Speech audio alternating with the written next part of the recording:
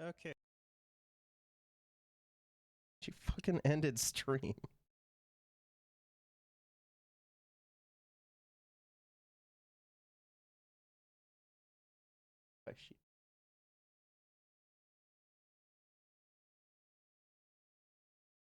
All right, you can't be up.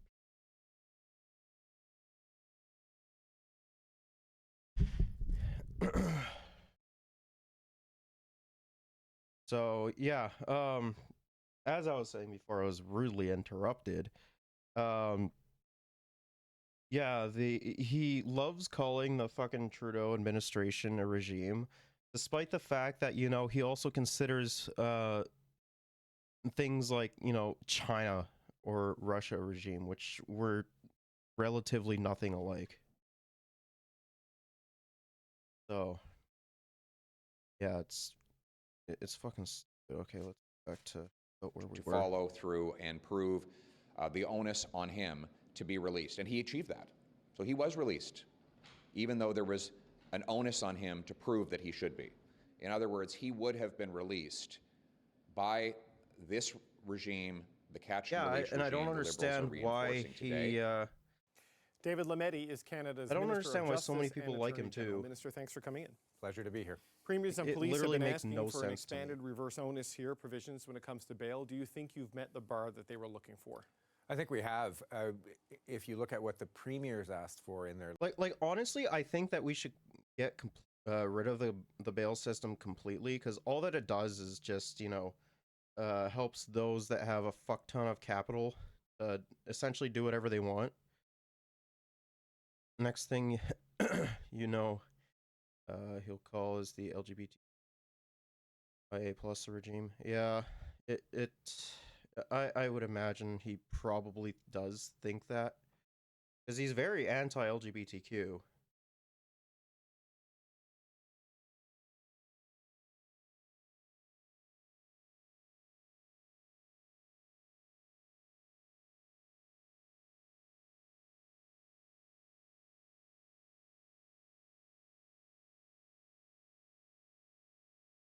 Fucking kitten, man. letter to the Prime Minister in January. We've actually done that and added a bit more. It reflects what we discussed in March with the provincial and territorial ministers of justice and public safety ministers. We agreed on the general direction that we had to go, and we had an idea of the specific provisions, and this reflects that. I think at this point, you should just admit that you're a fucking piece of shit, right?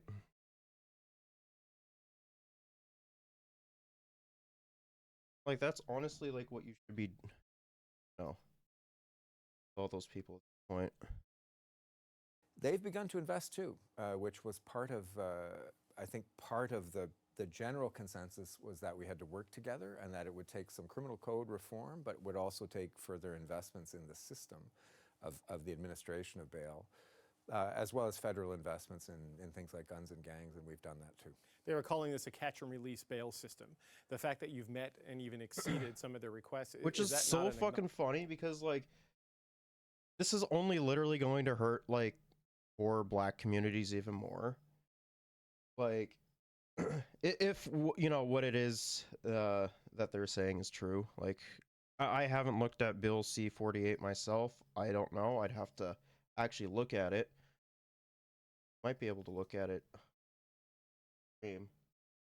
But I don't know what it entails, and I think, and like honestly, like literally anything that the fucking prime minister, like, or even his party proposes, or not even his party, even for like the fucking NDP, like for whatever they even propose, they always love blaming fucking Trudeau for it. Like, makes no sense. Acknowledgement that there was a component of catch and release, or an element of that in the bail system in Canada? I don't accept that characterization. I think that Bill C-75 was a good piece of legislation. Canada has a fundamentally sound bail system. It is a charter right, and you're innocent until proven guilty under our legal system. They're Not bedrock, according to Pierre. foundational points in our legal system. We have to respect that. We didn't do anything in Bill C-75, I think, that merits that catch and release phrase, but we have focused on repeat violent offenders here, and we've Like the funny thing is we should be going after like a ton of like rich people as well that are, you know, completely fucking over like the average everyday Canadian, right? Why it keeps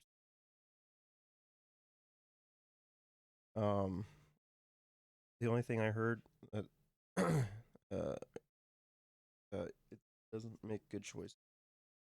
Bro, he literally doesn't have to. He's a part of the fucking Conservative Party. Like, Conservatives never have to make any good choices or even propose good legislation at this point. Like, the only thing that they have to do is literally just, you know, shout a bunch of fucking catchphrases and then people will be, oh yeah, that's my guy.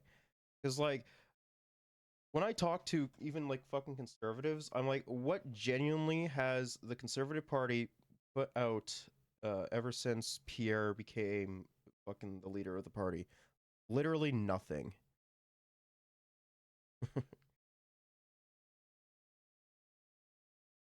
There.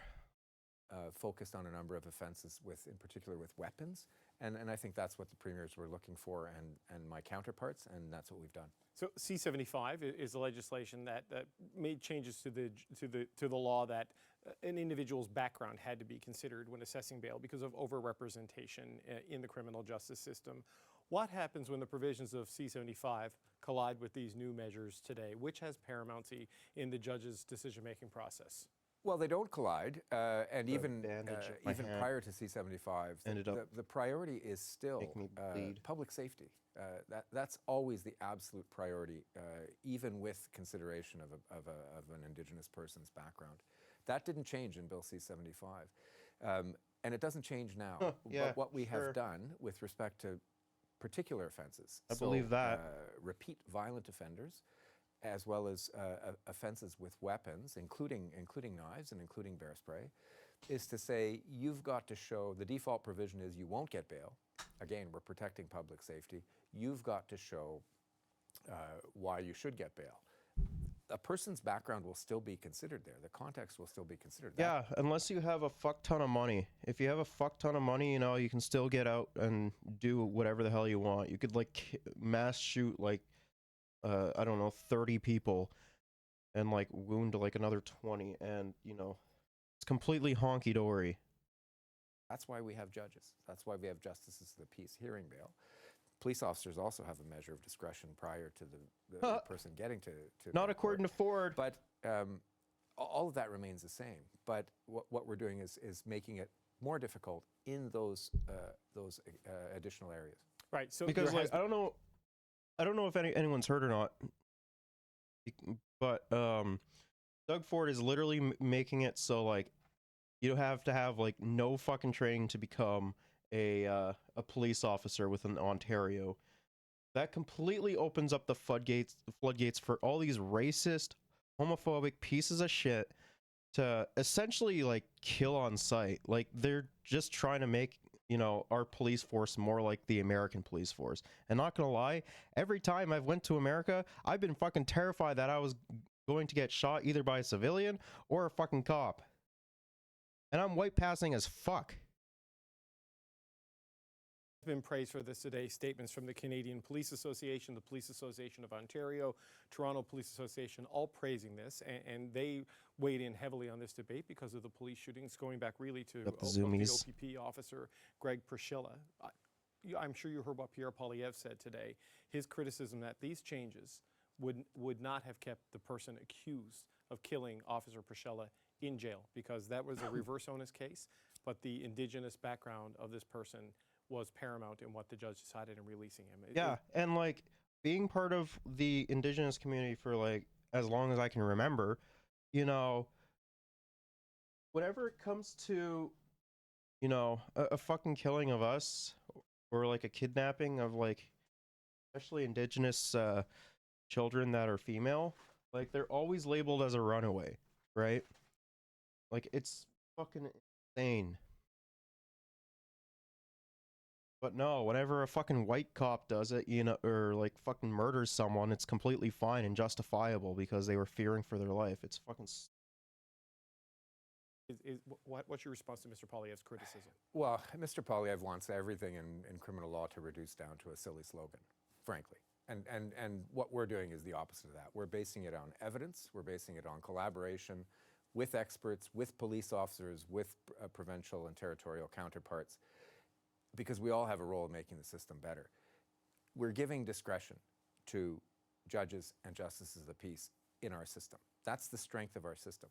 What the bill does today is it gives further encadrement or framing to the decision maker. It asks the decision maker to jump through certain hoops with respect to reverse onuses and take certain things into account with respect to community. To get the laser pointer, someone had zoomies. And that's Okay, I'm gonna fight ADHD by searching for copying mechanisms. Damn, so that's how the Brazilian Empire felt. True. Want to play? Me. Up here, just don't end stream again this time. Yeah. He has the zoom. important to do. It will lead, we think, to better results. That's why we've done it. In this particular case, though, how would it have changed things? He's more interested in the laser pointer than the actual Well, laser. Again, I'm not going to go back and talk about a specific case, but it sends a clear message that Yeah, I was the cat. That public ended the safety stream. is paramount here, and where there is a risk of Like, recidivism. I was trying of to a like violent offender. just like vibe out to music and do some raids in Violet yesterday, and she completely like paused my music and turned off like the RGB on my keyboard. I have no idea how she managed to do. It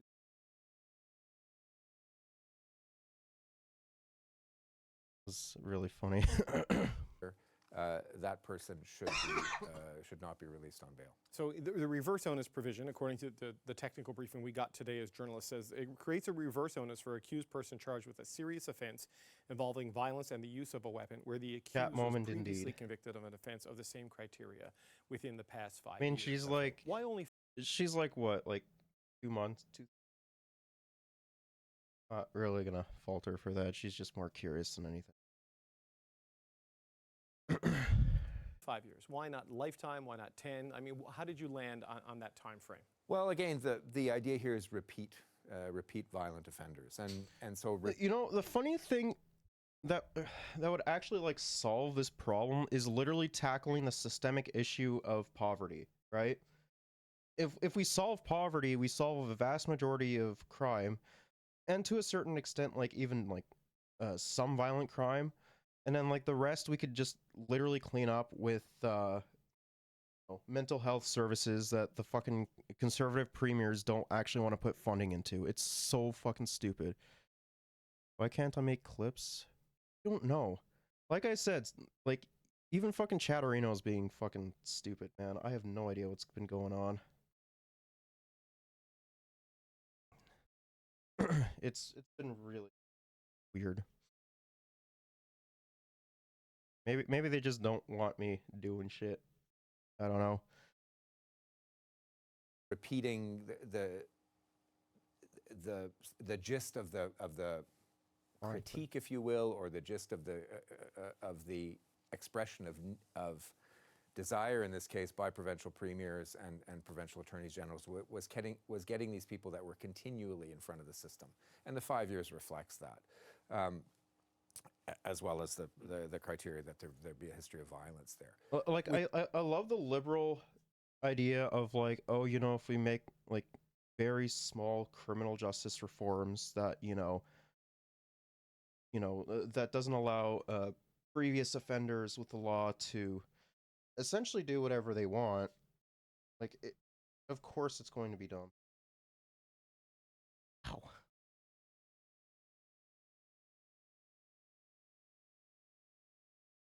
Like it's just a band-aid solution. It's not going to actually solve anything.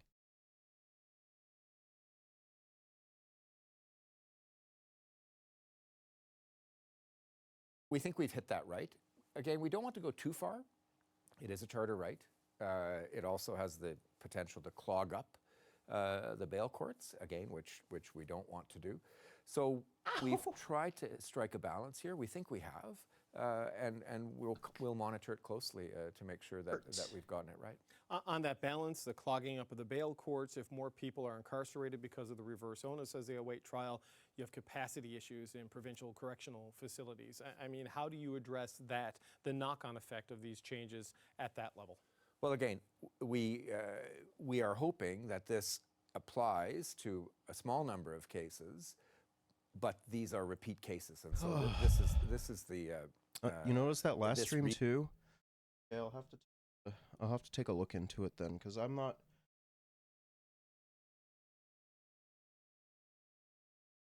Out about that then.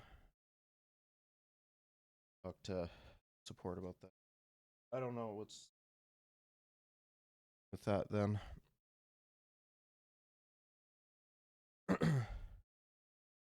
Really is what the message is that we are getting, which is it's a small number. I actually have a feeling I know what it is. I think it was last week, I banned some fucking idiot from my chat because they were being like really annoying and stupid. I think that, you know, they fucking reported me for something. It is. It's like, I have clear defined rules when you fucking, before you chat, you know. Chat.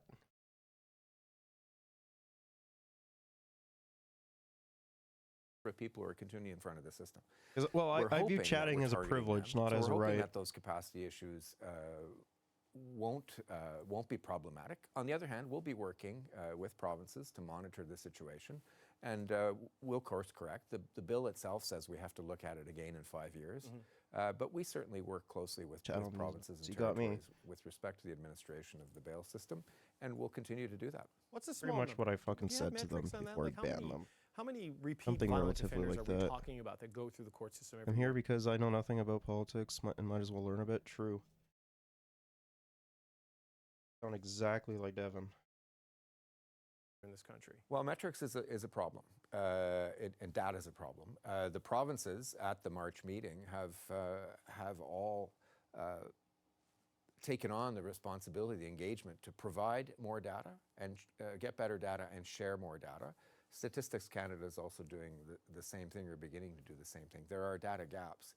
So we're hoping to build a better data picture as we move forward. So Yeah, that we true. have a He better also idea did. on the metrics. Okay, Justice Minister David Lametti, thanks for your time. Thank you. Eating shit that fell off of my chair. I didn't pick up.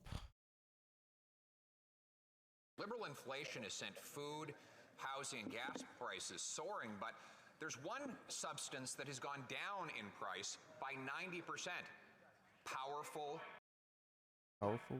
opioids. After the Prime Minister announced 100... Yeah, you want to know where most of these opioids that, you know, he's talking about are coming from? It's literally from fucking BC, because the NDP within BC had decided to, you know, let's do clean needles.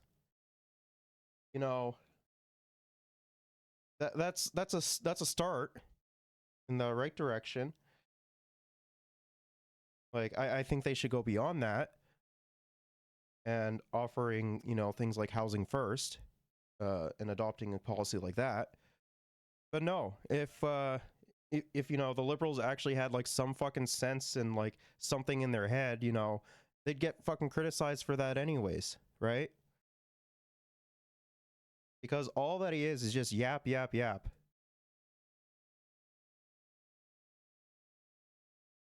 Like, he likes saying, oh, just inflation, I don't know, fucking misogyny, you know, shit like that. Like, he's trying so hard to be a fucking Republican, and it's not working. It's blowing up in his face. He's drastically unpopular with the two most important demographics that help won the Liberals the election, like the last two elections, being women and younger people. Like, the only people that he's winning over is the fucking idiots that voted PPC. Like, that's the only people that he's, you know, actually fucking winning over. Gotta get up. million. I'm sorry. I'm going to interrupt the Honourable Leader of the Opposition. Could you start from the top? We're just getting some distractions from all over. From the top, please. What is this? Order. What is this B-roll?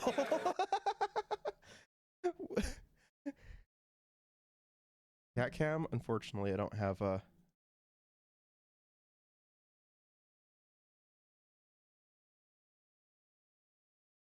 up sometime.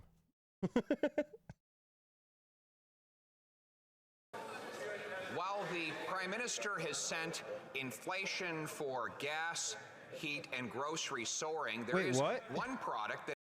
Okay, relative to other countries, our inflation hasn't been as bad compared to more conservative-led countries like the UK. And when it comes to, you know, gas and groceries, he has literally nothing to do with the groceries. That's literally like fucking CEOs like Galen Weston. And gas, yeah, technically we do have, or technically they do have a little bit of, you know, play in that. But most of that comes from the corporations that are, you know, that are coming from, or have oil coming from, like, you know, other countries, like, say, Saudi Arabia, that sell oil to us, despite the fact that, you know, we export a fuck ton of oil. That killed a lot, yeah. Inflation is mainly a fruit and veggies. Yeah, that's where it's mostly at, and you know, when brought into, or when like Galen Weston and other CEOs have been brought in for questioning, you know, they completely avoided like literally any questions that like the Liberals had.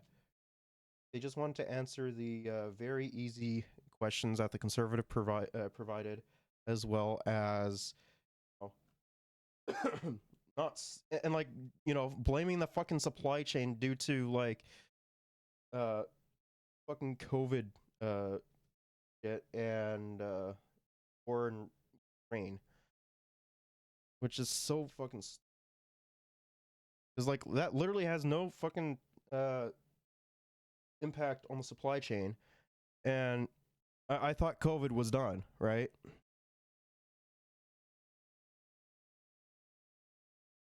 Now you must wield. All right, see you later. That's actually come down in price. Powerful opioids. The Prime Minister has spent $100 million on so-called safe supply. One Global News reporter went into the street to find out where all these drugs are going. Turns out they're being resold to other addicts in order to raise the money to buy deadly fentanyl. Will the Prime Minister cancel the dollars for drugs? Bro, he's literally hitting all the fucking Republican talking points. Like, at this point, what is the difference between the fucking Conservative Party and the Republicans? Like, what's the difference at this point? And instead put the resources into treatment for addicts. Yeah, except, you know, when he does put, like, propose a bill that would actually help with that, you know, you vote against it, you fucking clown.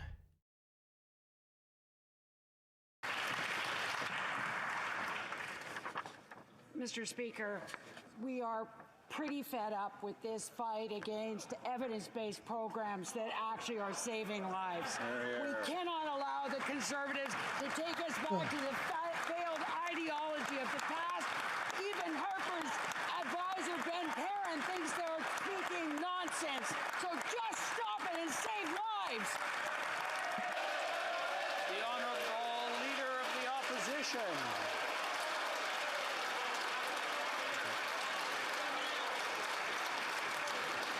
The Honourable Leader of the Opposition. Speaker. Order. Order.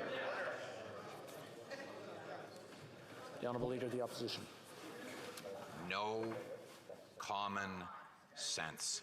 The evidence is seen in the tragic faces of addicts who lie overdosed on the pavement in the downtown east side of Vancouver, where the funny thing is that, you know, the place where he's actually talking about, like, overdosing has just like in general, to my knowledge, has been down, as well as, when it comes down to like, addicts on the fucking street, like their needles, their clean needles program has been helping out tremendously. Like, I have no fucking clue what he's talking about here. After this Prime Minister spent $100 million handing out free drugs to addicts, he has led to a 300% increase in overdoses. Will he stop giving dollars for drugs and instead follow my common sense plan to put the resources into treatment and recovery to bring our loved ones home drug-free? Yeah, you totally give a shit about that. The Honourable Minister.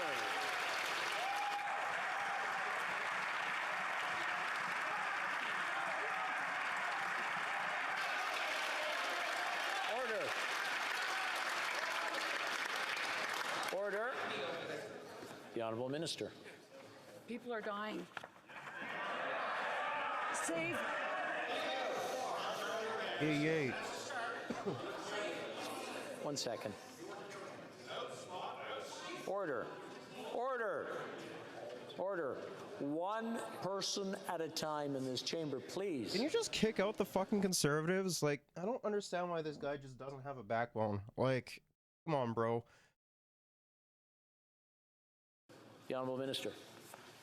46,000 overdoses have been reversed in safe consumption sites. That member says that he will stop that. I want him to speak to the parents of the people that would have been lost if there weren't safe consumption sites and safer supply. This is ridiculous. People are dying because the policies of this Prime Minister are killing them. His policy. The funny thing about that is, like, I don't think that, the Liberals are doing enough, right? But when it comes down to any form of like legislative action that the Conservatives have, if they even have any, like, they just don't fucking know what their legislative position is, and like, or what would actually fucking solve the problem. Maybe they do. They probably just don't care. Are flooding the streets with drugs that now go for $1 a hit. You can buy. Wait, what? 20. That's literally not even true. What, you think fucking drug dealers want to give out like drugs for essentially free? Are you fucking stupid? What? Like, no. If if I was to deal drugs, I don't, obviously. I would not be giving it out for $1 a fucking gram. That is fucking ridiculous. Like, that is psychotic. Like, anyone who says that is, who thinks that is fucking stupid. 6 hits of hydromorphine, which is an analog to heroin, for $30, Mr. Speaker. These are drugs paid for by Canadian. $30 seems way too cheap, man. I don't think that they're going to be selling it for $30 on the street. I'm sorry. There's no shot that they would.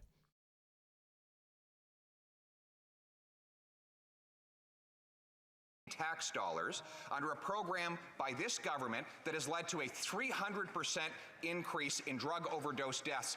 Why won't they get some common sense, end dollars for drugs, and put our people in treatment? Yeah, here's the thing. They literally have been proposing, giving fucking funds to more programs like Clean Needles because they see how successful it's been in BC. But you guys vote against that legislation. So I don't know what you're bitching and moaning about. The Honourable Minister for Mental Health.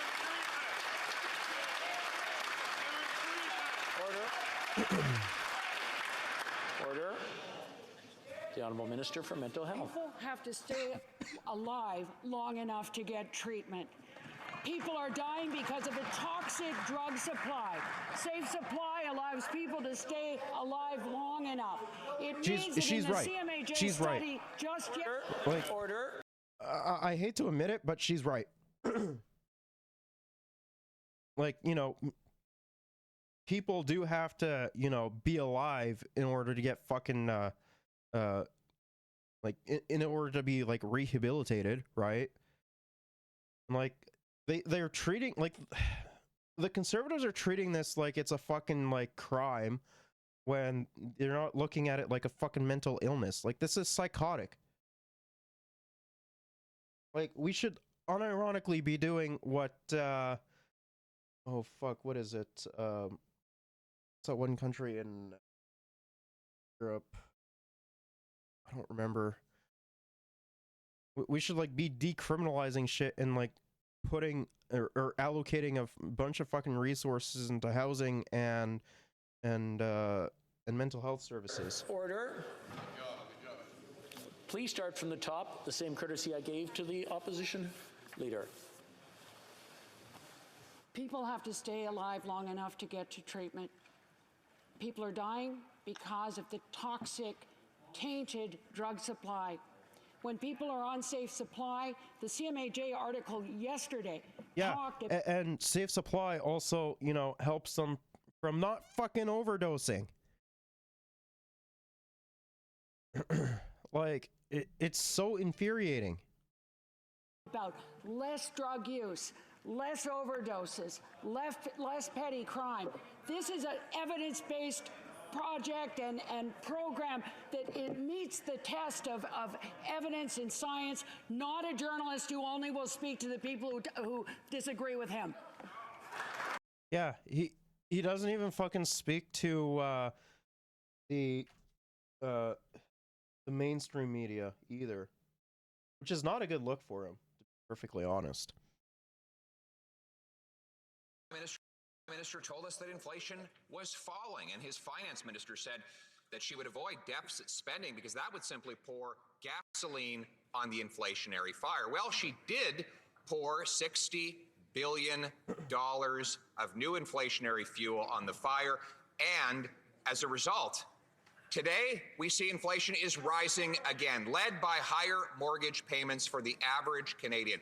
Will the I wonder who's responsible for the mortgage rates. I wonder. Oh yeah, that's right. It's the fucking banks. That's honestly who's behind that. And if he's gonna like chirp about fucking, you know, rent increasing, that's also due to fucking landlords. Like, I hate these fucking parasites who, you know, just take advantage of the Canadian working class and, you know, fuck over the working class to keep their fucking rates high so that they can make as much money as possible. It's disgusting. The government stop pouring fuel on the fire so that Canadians can afford to pay their bills? The Honourable Deputy Prime Minister. You know, Mr. Speaker, yet again, despite the best efforts, which actually aren't that good, of the Conservatives to mislead Canadians, the Canadian economy is strong. We have the strongest fiscal position in the G7, and our AAA credit rating was reaffirmed after I tabled the budget. Now, on inflation, I know the party opposite doesn't really know too much about the Bank of Canada, but the Bank of Canada... Like, I don't know if we're doing the best in the G7. We very well could be. But, you know, countries like, say, Japan are within the G7. And I think their inflationary rate is lower than ours. I could be wrong on that. But comparative to, like, you know, America, UK, France, you know, we're doing a lot better than them when it comes to inflation rates. A lot of the inflation rates that the Conservatives love crying about are literally increased by fucking corporations. follows CPI trim and CPI median. Those are the core indicators. And CPI median and CPI trim went down between March and April. The Honourable Leader of the Opposition. Actually, when I said that deficits would cause inflation 2 years ago, that was controversial. Now everyone agrees I was right, including the Governor of the Bank of Canada, who now says inflation is caused by deficits, and the Finance Minister has agreed that I was right when she said that deficits pour fuel on the inflationary fire, and she poured $60 billion of that fuel. That's $4,200 per family. Mr. Speaker, Canadians cannot afford to eat, heat, or house themselves. Will that minister stop pouring the fuel on the fire so that Canadians can, again, pay their bills? Okay, then introduce a fucking windfall tax onto corporations, which you're gonna vote against, even if, you know, it was proposed, so I wouldn't be surprised if, chirp and chirp and chirp about that. Have more regulatory mechanisms in order, in place for, you know, fucking, these corporations to follow. You know, we need to do a way better job than what we currently are in order to take care of fucking Canadians. But whenever like actual legislation comes in that is beneficial to everyday Canadians, even if it's just marginally, you vote against it. So I don't know why you're fucking complaining. Like, you say one thing and then you do another. Honorable Deputy Prime Minister. Mr. Speaker, I have another request, and that is, will that ex-minister stop leading Canadians astray and urge them recklessly to invest in crypto? That's an area where we I love actually how the fucking really liberals do use that against disagree. him. It's now, so I funny. want to talk about the core inflationary measures that the Bank of Canada follows that determine the path of interest rates. One of them is CPI trim. CPI trim peaked at 5.6% in June of last year. It was 4.4% in March and fell to... The Honorable Leader of the Opposition. The Governor of the Bank of Canada said that his measure of inflation is CPI. CPI is up today, even though she said it would be down. It's up, interestingly, after her $60 billion in new spending that she brought in her budget. What's up the most, though, is mortgage payments, and she can tell us why. She admitted that deficits make inflation worse and force rates higher for longer. End quote. Force rates higher for longer. And that is why Canadians are paying 28% more in mortgage payments. Mr. Speaker, will she get off the backs of Canadian home buyers so that they can put a roof over head? The Honorable Deputy Prime Minister. Mr. Speaker, Canadians know better than to listen to this leader of the opposition when it comes to money. Unless you're because conservative. he did, after all, urge them to invest in... Like, I would not be surprised if, you know, there were conservative people out there who literally voted on, or literally put their money into fucking crypto and lost everything. I would not be surprised if, you know, that was the case in some instances. And they know better than to rely on this leader of the opposition when it comes to the Bank of Canada, because his answer is to fire the independent governor of the Bank of Canada. Now, what the Bank of Canada looks at is CPI trim and median. CPI median peaked at 5.2% in June. It was 4.5% in March and went down to 4.2% in April. The Prime Minister said no problem with doubling our national debt, adding more debt than all previous Prime Ministers combined because interest rates, he claimed, were low. Well, his same spending has actually increased inflation and interest rates. Yesterday, the Finance Minister was unable to answer how much Canadians are paying for interest on the debt that she has racked up. If a mortgage broker couldn't tell you the interest payment on a loan, he'd be fired. So why is the Finance Minister not fired for her inability to answer that basic question? The Honorable Deputy Prime Minister.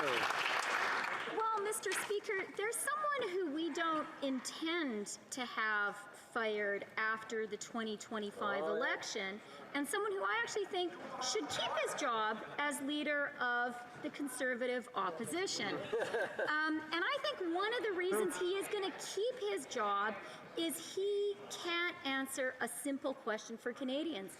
And that is, what is his positive plan? What does he actually propose to do for the Canadian economy? The only thing that we know is he's going to cut. He's going to cut the $200 billion that we're investing right. in our healthcare system. He's going to cut the $300 billion we're investing in early learning. Honorable Leader of the Opposition. One thing we're going to cut is the carbon tax. In fact, Wait, what? That's been beneficial to most Canadians.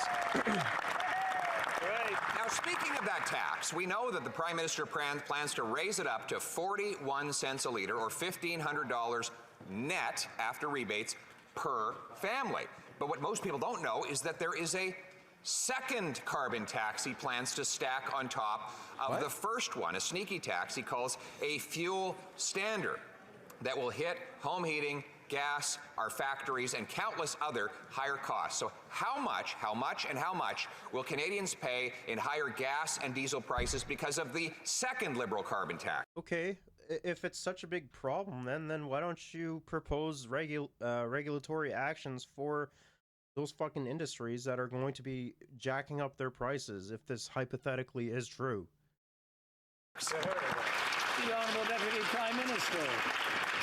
Mr. Speaker, I am glad to hear the Conservative leader actually talking about climate. Because the reality is the biggest challenge our planet faces and the biggest challenge our economy faces is building a clean economy. That is where the jobs are. That is where the jobs will be. We've invested $120 billion in our green industrial plan. It is creating jobs today. It will create jobs in the future. The Conservatives would wreck all of that. Hear, hear. The Honorable Leader of the Opposition. Now, the question was about carbon tax 2. We already know about carbon tax 1. The Prime Minister has put in place a 14-cent a litre tax that will rise to 41 cents a litre. This raises gas, heat, and grocery bills. But now they're sneaking in a second carbon tax called the fuel standard. The funny thing is that, you know, what the fuck is, you know,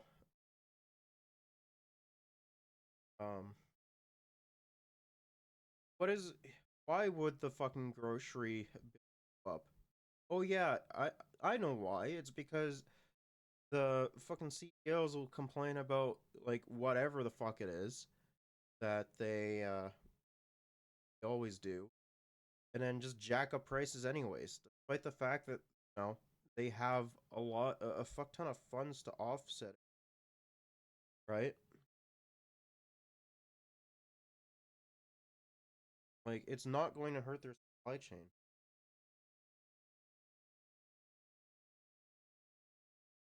Has no rebate whatsoever, but will apply in every province and territory across the country. So if she's so proud of her second tax, why won't she tell us exactly how much it will cost in higher diesel, gas, and household costs per family? The Honorable Deputy Prime Minister. Mr. Speaker, the Conservative leader obviously doesn't understand that what every industrial economy needs is a plan to build the clean economy of the future. But I'll tell you who does understand that. An electrician called Jeff, who I met in Mississauga in March. And I was there to talk with him about the investments we were going to make in electrifying the Canadian economy. He knows that that means for him jobs. He told me I have the skills to pay the bills. And thanks to our plan, those skills will be put to work and Jeffs across the country will pay their bills. Honorable Leader of the Opposition. What she wants is for Jeff to pay her bills with a higher carbon tax. Jeff will have to pay more tax on his vehicle, more tax on his home heating, more tax on the food that the farmers and truckers bring to him, who are taxed by this scheme the Liberals are putting forward. So I've already said the first carbon tax is 41 cents a litre and $1,500 net per family. Now the Liberals promise a second tax. So I'll ask again. Bro, come on. How much will carbon tax 2 add in extra diesel, gas, and household costs per family? The only reason why, like, you know, if any of this actually does go up, wildfires, yeah, we'll be getting to wildfires after some of the proposed stuff and quote-unquote debates that they're talking about. Because, yeah, that's kind of important. Honorable Deputy Prime Minister.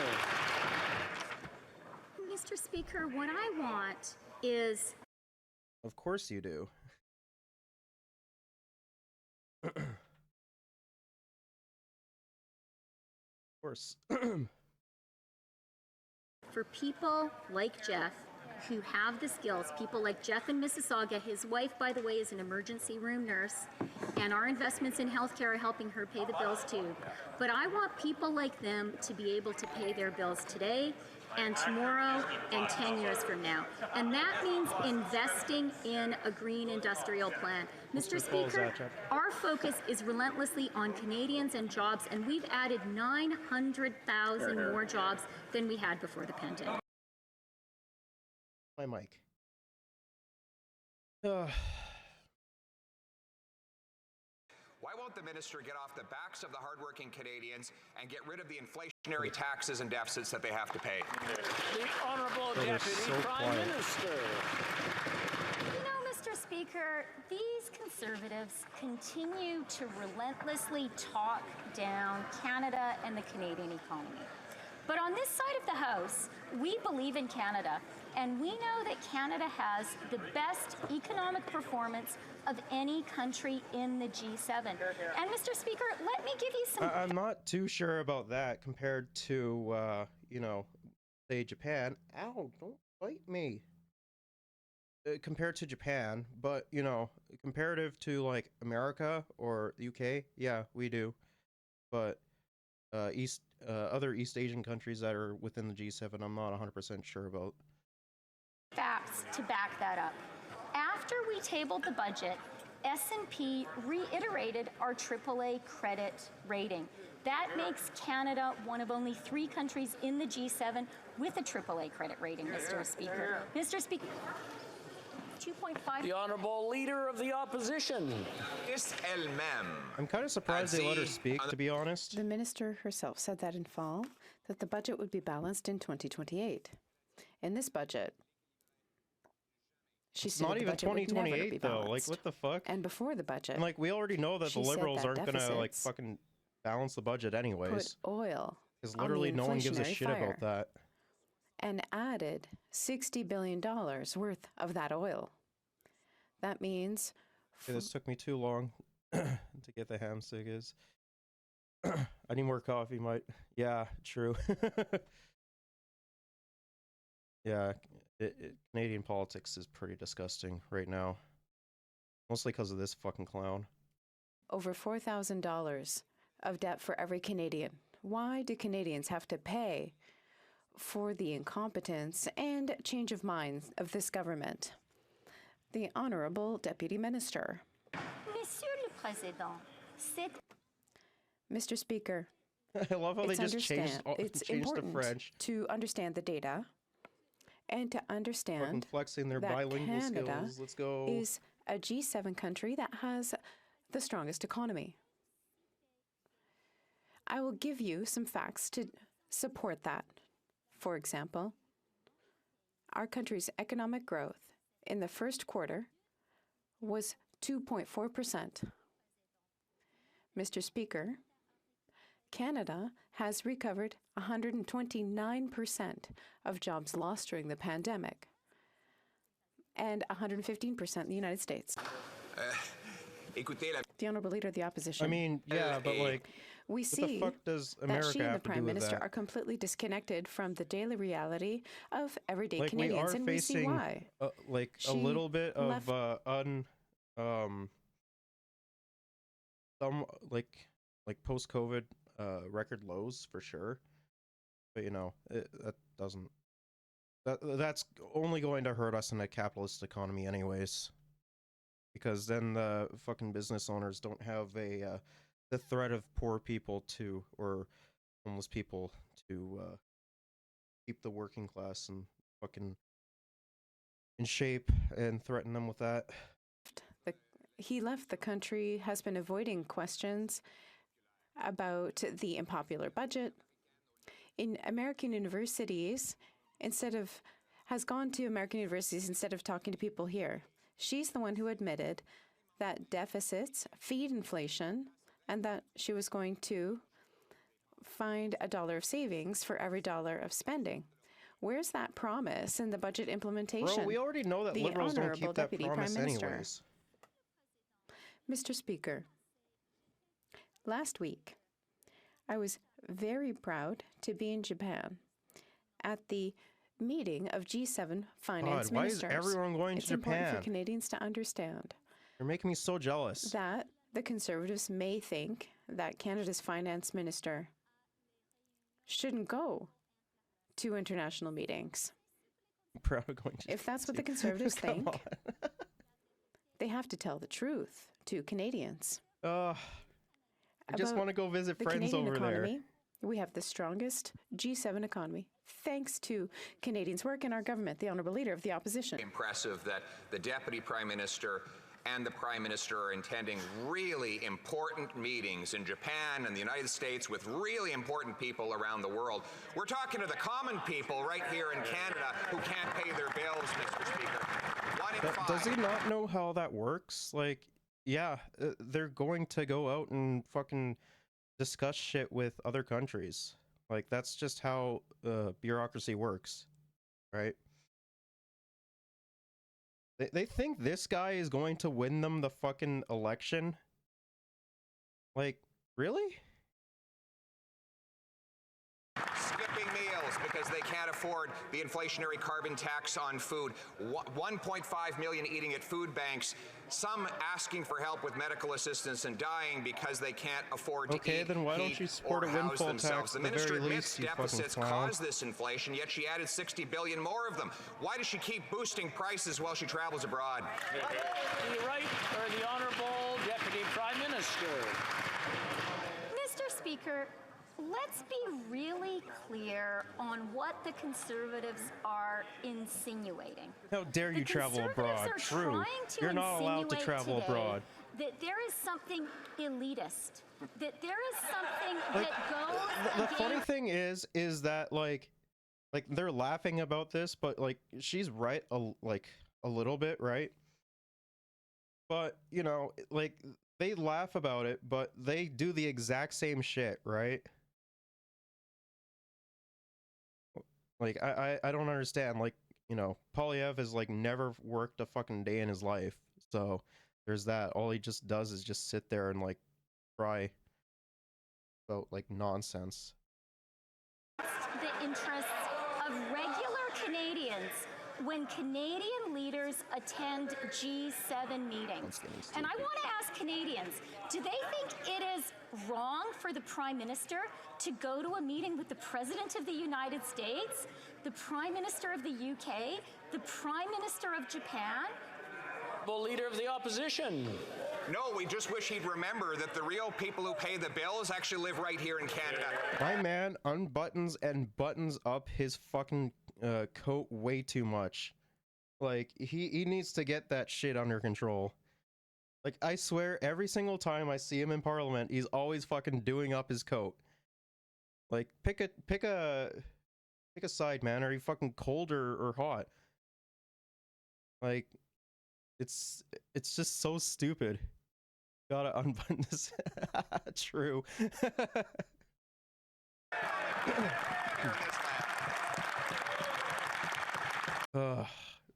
Fucking hate the Conservatives. Okay, I think we're going to be moving on to the Alberta wildfires now. So yeah, for those who don't know, since last time, or since last week, since we did coverage of it, there have been an additional like 10 wildfires now in Alberta alone, and I think it was a total of, I think it was around 30 or 35 uncontrollable wildfires now. And like everything is just blowing east, and I had a lot of fun yesterday coming home from work, so Decimated resort community of Lobstick, Alberta, there is an eerie calm. Fire has done its worst here, leaving behind only the charred remains of homes. It was just paradise. There was nothing it didn't have. Conrad Skalrud lived here only 2 days before fire tore through. His beautiful new house, ashes now. Damn, bro, Yeah, that's this a really is big house. A little overwhelming, so I'm trying to take it in and just trying to keep my composure at the moment. Skalrud says he'd like to rebuild, but those kinds of plans will have to wait, with more dangerous weather ahead.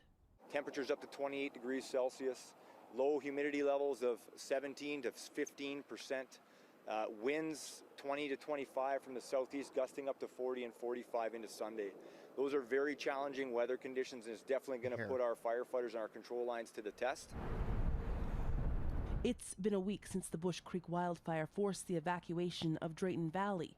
But with temperatures rising, officials say the more than 7,000 residents won't be returning to the community anytime soon. Yeah, and if I'm not mistaken, I think it's supposed to get like even worse because I think they're not supposed to, like, Alberta's not supposed to get like any rain, which is going to hurt them even more in their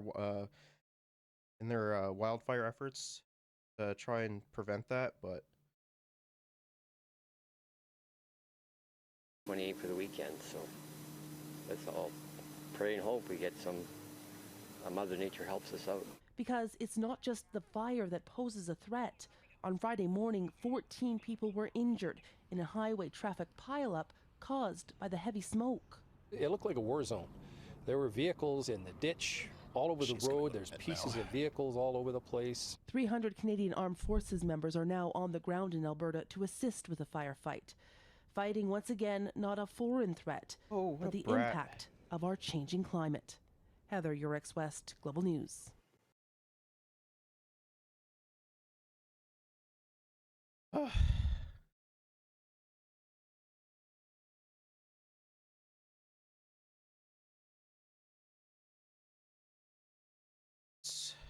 Fucking we insane, begin man. in northern Saskatchewan, where another community has been asked. You know, it's not just Alberta that's getting wildfires. It's also Saskatchewan and parts of BC as well. Like, it's getting insane. For sure. To evacuate, this one south of Buffalo Narrows. As Tyler Barrow reports, the area is dealing with the flames, the smoke, and also the strong wind, making conditions worse.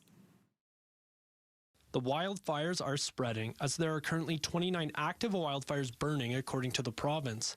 These photos are from Isle La Crosse. The village declared How the fuck did I miss this? That's insane. Like, I guess Saskatchewan's gonna have to fucking invest into the wildfire prevention as well now, if they haven't already. Or if they did, you know, they've probably severely underfunded it like the UCP did. 30 degrees is unusually hot. Yeah, well, the rule that we use is 30 30 30, right? 30 degrees fuck, what was it? What did Alberta wildfire say? 30 degrees, 30 days without precipitation, I think, and something else. I don't remember. But, like, it's not going to help the wildfires at all. Yeah, it could be humidity.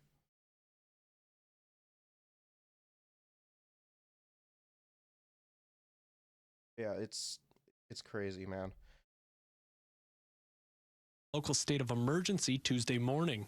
Get everything from the wind, the crowning, the spotting, the dryness, and nothing can stop this fire. The former MLA for Athabasca says he expects 80% of people to evacuate from the community of 1,500. So this is really and then you're going to have some for of those idiots who want to go back and, like, do it themselves because, you know, they don't like fucking bureaucracy or some shit like that, like we saw in Alberta. Like, it's ridiculous. People are gonna fucking die if they go back there. But, you know, I guess time will tell. For many of the people in northern Saskatchewan. The community is located 61 kilometers south of Buffalo Narrows. Belanger says the wind forced the fires south toward the village. According to him, it was 16 kilometers from the area. He would have liked to have seen a better plan from the province. Better preparation with more heavy equipment, more education at the local level, helping the evacuees plan an escape route and accommodation better. There's so many different gaps that the government could have filled. Someone wants to live in the woods and or everyone wants to live in the woods until those woods are running them with death. Yeah. Some do, yeah. But like generally speaking, most people won't go past like say like Saskatoon northwide. And like I do think that if I'm not mistaken, some parts are completely off limits due to laws as well. So like a lot of the Canadian Shield is off limits from what I remember. A similar sentiment shared by Martin Morin, who stayed in Buffalo Narrows to protect his home. I wish his government would step up to the plate and Do you really expect some real firefighting. Do you really expect that much from Scott Moe? It's not even an election. He's not gonna really fucking do anything. He'll declare a state of emergency, but like he doesn't give a shit about the people that live out there. Here. In a statement to CTV News, the province says its operations staff have been busy preparing for the summer response season since early March. Tyler Barrow, CTV News, Saskatoon. It's just, things are getting insane, man. This is critical work to extinguish an Alberta wildfire. But for Indigenous firefighters like Noah Paul, it's one of many ways to protect their communities. Knowing the Canadian media is so quiet, especially for the communities that are around it, like First Nations communities. They can, tell elders if there's still resources out there like medicine, cultural use areas, hunting grounds especially. At one point, this same fire in Parkland County forced hundreds of people to flee their homes. The threat now less severe and residents can return, but numerous crews remain on the front lines, including they still gotta get all that firefighters from underbrush, nearby so. bands, digging up hot spots and flooding them with water. Hot spots we will be working on is this cluster. This veteran firefighter, originally from Fort McMurray First Nation, Sneeze on says me. Indigenous fire crews rely on their traditional knowledge. The guys have a better sense of how to go about containing the fire, I think. You put in the effort along the perimeters of these fires, and a lot of these guys have more experience in the bush than say maybe the municipal guys. Well, yeah, because you guys push them into the bush, or the government pushed them into the bush. Of course, they're gonna have more experience, as well as a lot of Indigenous folks also would plan out wildfires to prevent shit like this from happening. But yet we don't fucking listen to them. Not surprising. Started at the end of April, and it ripped through this area, burning everything in its sight. And while it may not look it, this fire is still burning underground, sometimes up to 3 meters deep. Alberta's Indigenous communities have been hit hard during the wildfires, both in terms of damage and displacement. For Blaine Potts from Alexis First Nation, this type of work is personal. It does kind of like. Well, I mean, yeah, they that live nearby a as bunch of well, so wildlife of is course it's getting going to be burnt up personal. and people are losing their homes, their hunting cabins. That same sentiment spurred Paul to help out. The more guys we have out here, the more we can get people home. Julia Wong, CBC News, near Entwistle, Alberta. Yeah, it's ridiculous. Like they're quite literally living in hell. Like it's to the growing ridiculous. wildfires threatening communities across parts of Western Canada tonight. Dozens are burning out of control. This dramatic footage is a massive fire just 5 kilometers from the town of Fox Creek in northern Alberta. Firefighters are working around the clock to try to stop it from reaching homes in that community. There are evacuation orders in place for communities in BC, Alberta, Saskatchewan, and the Northwest Territories. Emergency crews are battling dozens of fires, many of them still out of control in BC, Alberta, and Saskatchewan. And the high temperatures and smoke have prompted Environment Canada to issue heat alerts and special air quality statements, stretching from the West Coast all the way to Ontario. Global's Ben Marnie Shapiro Blunt argument. is in Just move, Fox forehead. Creek, Alberta tonight. Marnie. Donna, the race to fight the flames here in Fox Creek has taken on a new level of urgency, with the wildfire now growing to more than 33,000 hectares in size, a giant sitting on the community's doorstep. A battle against the blaze from the sky and on the ground. This video, not shot by Global News, shows how aggressive the firefight is in the thick of it just west of Fox Creek, Alberta. Alberta wildfire crews working. We saw this in like 2018, and the UCP decided to cut fuck tons of funding from Alberta wildfire, and then, you know, it's gotten even worse. Oh, I hope that Albertans unelect. They're so dog shit, man. Working around the clock to save the town with intense heat and flames, now facing crews about 5 kilometers northeast of the community. Heavy smoke is also restricting where air crews can fly. Tensions running high with tinder-dry conditions, unseasonably warm temperatures, and the winds now set to shift. We have been told that tonight, tomorrow, the winds are going to shift. So if that happens, then things might not be so favorable for our community. Fox Creek employees who stayed behind to staff the Emergency Operations Center may also be forced to leave on a moment's notice. Over 1,800 residents forced to flee, many staying in hotels in the nearby community of Whitecourt. Coming to the evacuee center each day to find support and community. A lot of the families are exhausted, also very concerned still. We have been providing mental health supports. Our family support workers have been available. The mayor says for many, the initial panic is starting to fade, and evacuees are now growing weary. I've seen so now they're going to wonder if they're going to have a home to come back to. Right? Like, that's the biggest thing. And it's not like we do anything to, you know, fucking help them out. Just embrace change, call it Alberta. Yeah, I mean, it pretty much is. Like, whether it be political or even you know, half the time it's like on fire. So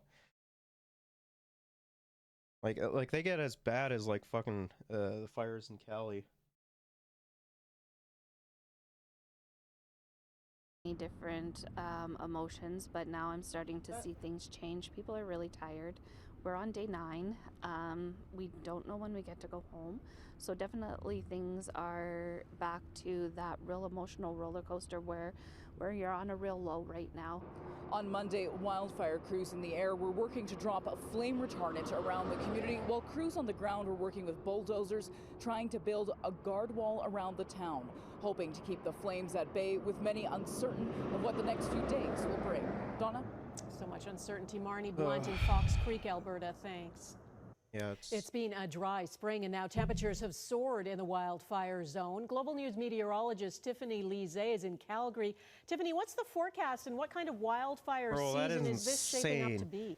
That is, yeah, no wonder why they're having fucking huge wildfires. Like, look at that fucking heat warning. Donna, we had a ridge of high pressure build itself back over parts of Western Canada, and that allowed for a heat dome, which is a high pressure system that has hot air trapped within it. That allowed for a heat dome to park itself over Western Canada, and that is what Alberta and BC have been dealing with. There is still a special weather statement that blankets a large part of BC, as well as heat warnings in parts of BC, northern Alberta, as temperatures are 15 to 25 degrees above seasonal for this time of year. And this heat isn't going anywhere throughout this week or even the weekend. The heat dome is going to sit over Western Canada throughout this week. When we finally start to see that breakdown is when we get past May long weekend, and once we get into the middle of the work week next week, then some cooler air will start to take over. If we're looking even farther ahead as we finish off spring and get into summer, we have the El Nino slowly starting to build, and because as it's building slowly, we are expecting these hotter than seasonal temperatures to continue. So this is a look at the temperature anomaly for May. So you can see how hot it's been and will continue to be. Now, once we get into June, you're seeing a lot of those shades of yellow and orange. That's showing you where temperatures will be above seasonal. That trend extends into July and even into parts of August. When we're talking moisture, May has been incredibly dry for both BC and Alberta. As we look towards June, it does look like we should have a little more moisture, which should help that wildfire situation. But come July, some of those drier conditions are expected to return. Oh, goody. That so means we'll be all those watching that hot spots wildfire could possibly situation very reignite. closely over the next That's few gonna months. be great for them. Donna? All right, Global News meteorologist Tiffany Lise, thanks. Jeez, that's insane. The dense smoke from the wildfires burning in Alberta and neighboring provinces is having a big impact on air quality. The smoke is now sitting heavy over the city of Calgary, and people are really feeling it. It's a real hazard. I left my windows open last night, and of course my apartment is now full of smoke, so it's not nice. The air quality index for Calgary is listed as high risk this morning. Many people say the smoke is irritating their nose and throat, and for some it's affecting their breathing. So we want to talk more about this. Dr. Samir Gupta is here now with what you need to know about prolonged exposure to wildfire smoke. He's a respirologist and associate professor at the University of Toronto's Department of Medicine, joining us from Toronto. Good to see you this morning. Good to see you, Jennifer. So it has now been about 2 weeks of significant wildfires in Alberta, and that comes with varying degrees of smoke in the air, hazy skies, which have spread right across the country, in fact. Staying inside isn't really an option anymore, given the time frame here, and I believe we have a map where we can just show people how widespread the smoke is across. There it is.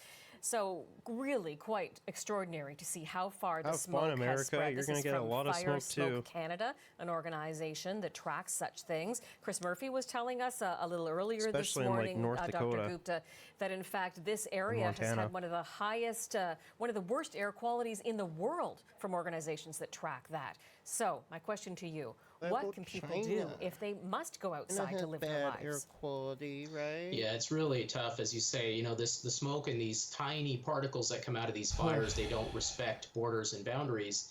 And so you see this wide swath that's affected, including into the cities where most people live.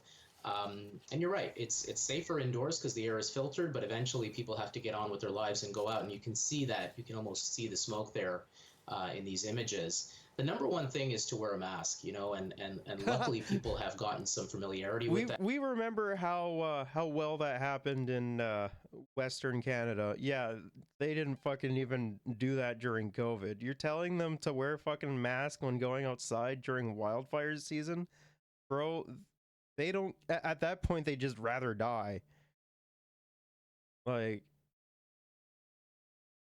gotta stay on the grind set, true. All about that grind. That and gotten used to that through the pandemic. It really should be an N95 mask because we're talking about really these tiny particles that get filtered out by those N95 masks. And so if you're going to go out, wear that mask. If you're going to be out there, remember that these particles get into your body by breathing them in. And so if you're doing exercise, you're breathing more. So the advice. We heard the exact same thing during COVID, and they did not give a shit at all. Can't let the little toxic smoke stop you. Yeah, it was the same thing like with COVID, right? Can't let that little cough stop you. It's just a cold. Gotta put your nose to the grindstone. Advice there is to not actually do exercise outdoors. It's one of the rare times that it's actually better for your health to avoid exercise. So if you're going to be out there, don't do any vigorous exercise. And my man just told me not to exercise. Be as far as you can from the source. You know, in the city, as you can see, it's really blanketing the entire city. So those are really the things to do. And we're now seeing, due to the number of people evacuated, some of the evacuation centers are so over capacity, people are having to stay in tents outside. So that's an even greater risk, wouldn't it be? What can people do to protect themselves there? Yeah, the tent situation is tricky because you've got crowding, Vancouver. And so we can't forget that we still have COVID around. We still have spread of COVID disease, and so that's always a concern in these situations. And then depending on the tent, you're not going to have probably the degree of filtration, air filtration, and control of that outside air that you're going to get in a conventional building where you have that central air filtration and tight seals around windows and doors. So more of that smoke is going to get in. All they can really do in those situations probably is HEPA filtration, put in a bunch of HEPA filters to try to keep that air clean. Not much more you can do in that situation. If the air is affected in the tent, you can also wear a mask in that tent. Dude wasn't just content or content with bookcases and sports balls. He had to have the telescope? Did he really? Oh, he does. Oh, damn. How did I miss that? But those kinds of tents are going to have a lot of those small I love particles taking and a look smoke into inside as well, unfortunately. Like really smart And Canadian who would be at the highest homes. risk of They're experiencing so health effects interesting, man. caused by wildfire smoke? I'm thinking, for example, if someone with asthma would be the obvious, but I know it's quite a list. Like of course he's It a is, Montreal anybody Canadiens with fan. underlying lung Of disease, course whether he it's is. asthma or COPD or the many other lung diseases that people are affected by, because you're breathing in these particles and this smoke and these noxious gases through the lungs, they are going to irritate the lungs. And if your lungs are starting off with a lower capacity, a lower functionality, then you're at risk. Similarly, people with heart disease, we can't forget that we do see a spike in admissions and emergency room visits for heart attacks and angina when we have forest fires and wildfires like this, because some of these particles get into the bloodstream and affect the heart. So people with underlying heart disease are at risk. And then, as always, it's the very younger and the elderly that are at risk because their systems just aren't as well developed to protect against this. And what about pregnant women? No, they're Pregnant women are also just a bunch of pussies, you know. They're just not strong enough like the rest of us, right? Who cares if they get sick and have an asthma attack or something? They're not grinding hard enough. Also at higher risk with exposure, and so is the fetus. So there are some fetal outcomes that have been identified as well that are lower with prolonged exposure and repeated exposure during pregnancy. And so again, it's one of the categories that's there for almost anything because of all the changes that happen during pregnancy, and people become more susceptible to various different health effects, including smoke inhalation effects. So I'm wondering what kind of symptoms people should be watching for, indications that Conservatives they gonna might cancel experience that fucking would tell them it's wildfires, actually man. time to seek help. Beyond, even I can imagine it must be irritating to the eyes and feeling at the back of They're your gonna say throat. that But at people what are gonna point go is it out time to go fucking see a in the doctor? smoke and Yeah, for sure. So there's try local and get stuff a like, as you say, miscarry from the eyes, wildfire nose, mouth smoke. irritation with smoke, and even particulate matter exposure. You can get atopic dermatitis, so skin stuff. You'll see on the list there things that are affecting the lungs, so shortness of breath, wheezing, cough, things like this that you might see particularly in people with asthma or COPD, or people who have those conditions and don't necessarily know it, but they're sort of brought out by exposure to that very irritating smoke and those tiny particles. Also chest pain, so people with heart disease may get chest pain, they may get palpitations. Again, some people have heart disease and don't know it, and it's putting themselves in that very high stress situation where you're really I guess they'll find that out the heart after, through that right? stress, where this comes out and becomes evident. And then the other thing I'll mention is that if you have prolonged exposure, particularly around a smoldering fire, even if it's outdoors, if there isn't a lot of wind, there is a risk of carbon monoxide poisoning. And some of the signs of that are more subtle. So it's things like dizziness, nausea, headaches, and that is one of the ways that people actually die from smoke inhalation, usually in enclosed environments. But if you are in an area where there's a smoldering fire and you're there for a prolonged period without a lot of circulation through wind, that is one of the risks, even with wildfires. That is such important advice. And on that last point, you make me think of the volunteer firefighters who may not have access to the kind of equipment that a professional firefighter would have in terms of that kind of exposure repeatedly. So my last question to you is about damage. I mean, you're talking about perhaps, temporary impacts to the body, but what kind of damage can be caused to one's lungs during an event like this? Are they irreversible? And I'm thinking even of people who live in fire zones and experience this almost every year. If they fucking cough up a lung like they were doing with COVID, And I imagine it's going to be even worse for those who either have long COVID or have had like irreversible effects from COVID, from coughing like nonstop. I imagine it's going to be or make things even worse for them, right? Like no shot it doesn't. Yeah, so it's a good question. So there's two things. One is smoke inhalation. When you're really close to the source, perhaps you're a firefighter, that smoke inhalation can cause lung damage, and some of that lung damage, if it's severe enough, can be permanent. It can leave you with permanent scars in the lungs. And then there's the idea that you're further out, maybe you're even in the city, but you're close enough that you have repeated exposure to high levels of particulate matter.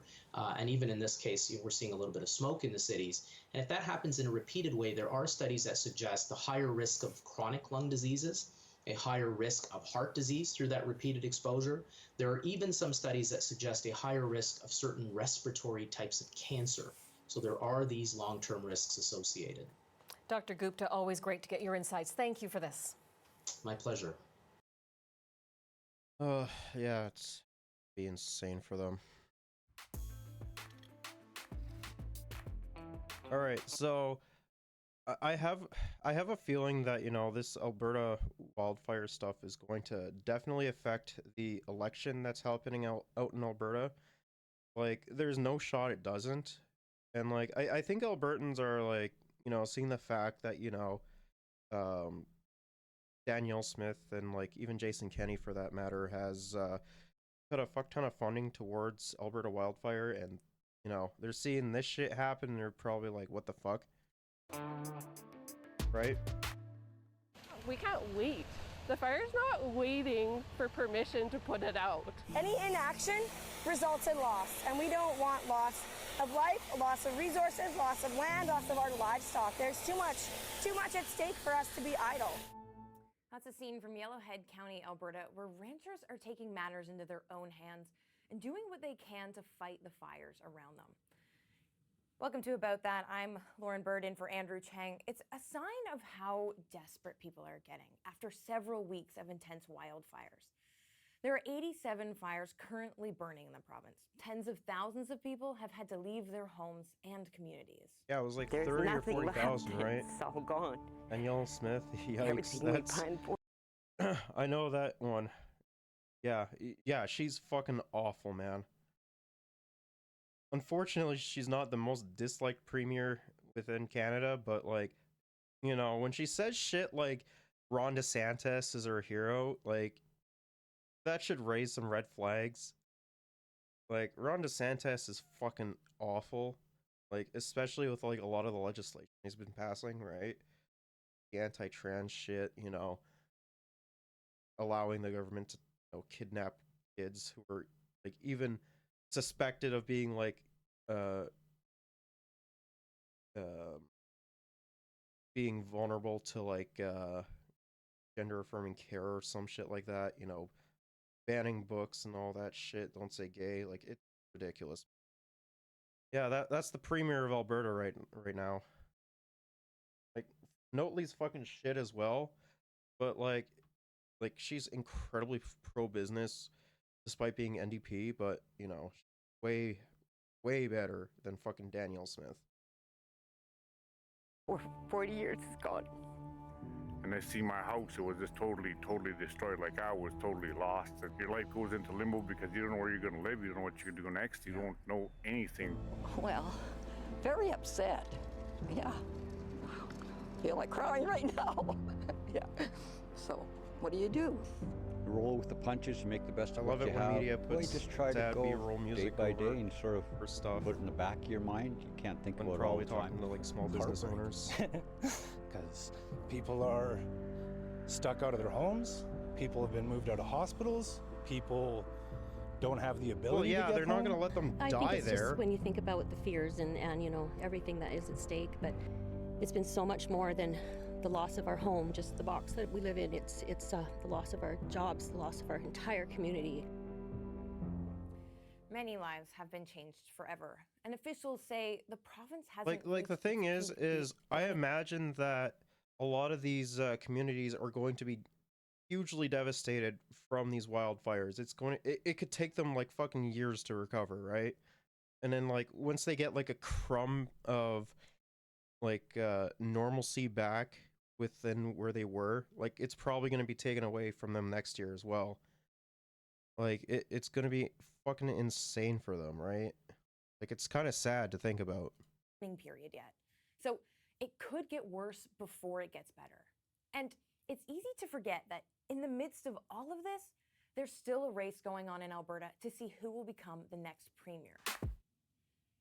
Alberta is If I'm not mistaken, I think the polling has Rachel Notley in the lead right now, with Danielle Smith being really, really fucking low.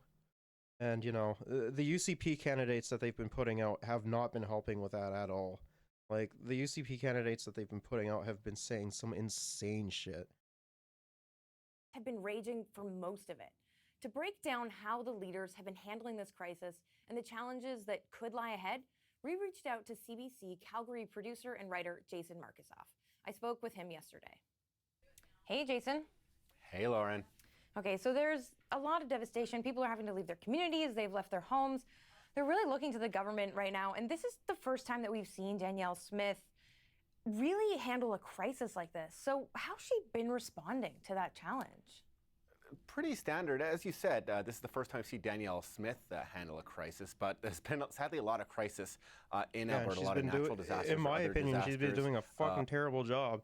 She initially wanted the Canadian Armed Forces to be there to prevent like fucking looting and shit. I'm like, yeah, people are totally gonna be fucking caring about that instead of, you know, the things that are actively burning down their fucking house, right?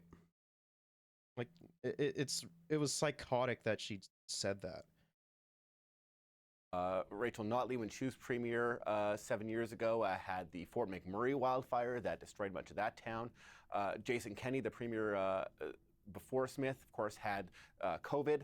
And now Danielle Smith has these wildfires, this rash of wildfires all over northern Alberta and central could not catch a break with Alberta. wildfires, man. On average, just to put this into perspective, over the past 5 years between January and May, by this time, we normally only have 546 hectares burned.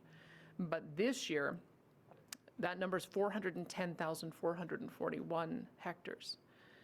So that gives you some idea of why this is such an unprecedented and extraordinary event. It's, you know, Maybe she you guys has to shouldn't sort have of cut split funding life to right Alberta now. She's Wildfire doing then. some Kinda campaign like their stuff, services some are doing needed.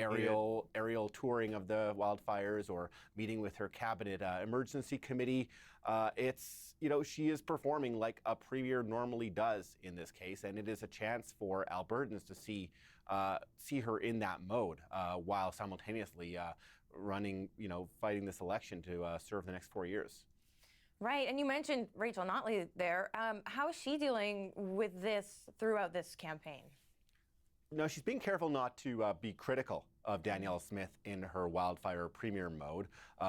They've been more in solidarity with each other, holding a meeting together last week, even going to tour the evacuation center together last week. She's offering her insight from her time managing the Fort McMurray wildfire, but she has to walk a fine line.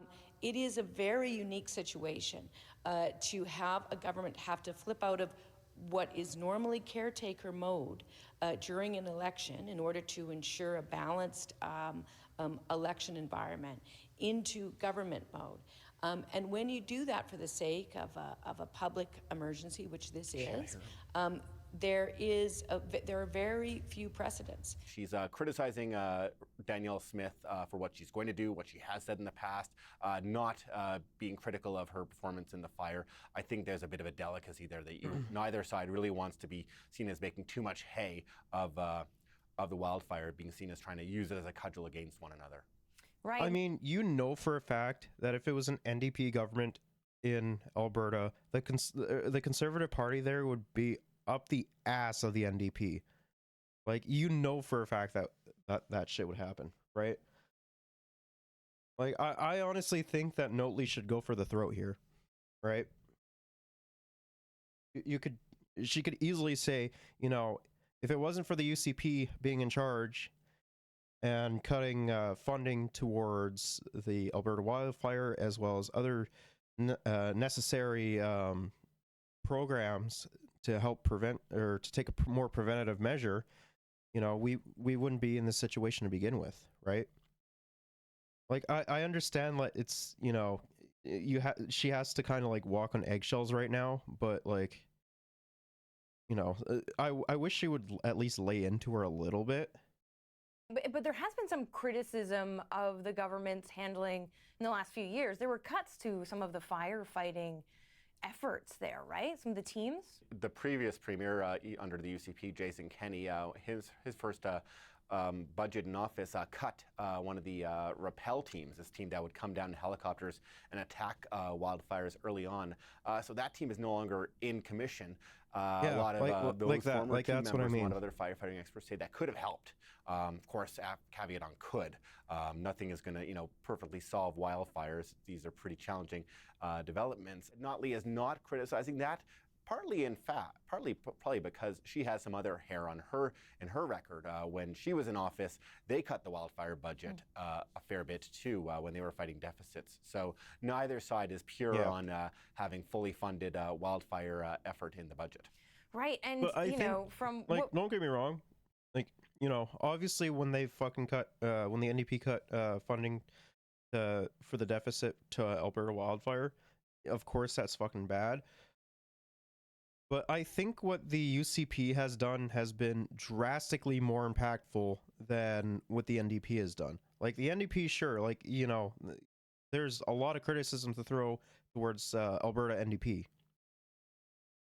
But the Alberta UCP has been incredibly fucking terrible with cutting funds, like whether it be to Alberta wildfire, to healthcare, to education, whatever. Like we had fucking little children, you know, waiting in fucking like sub-zero cars or carts to just go see a fucking doctor if they were fortunate enough to see one with like even in 5 hours.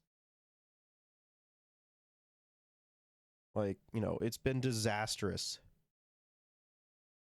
what we understand about climate change, experts are saying that these fires like this we're just going to be seeing them more often in the future.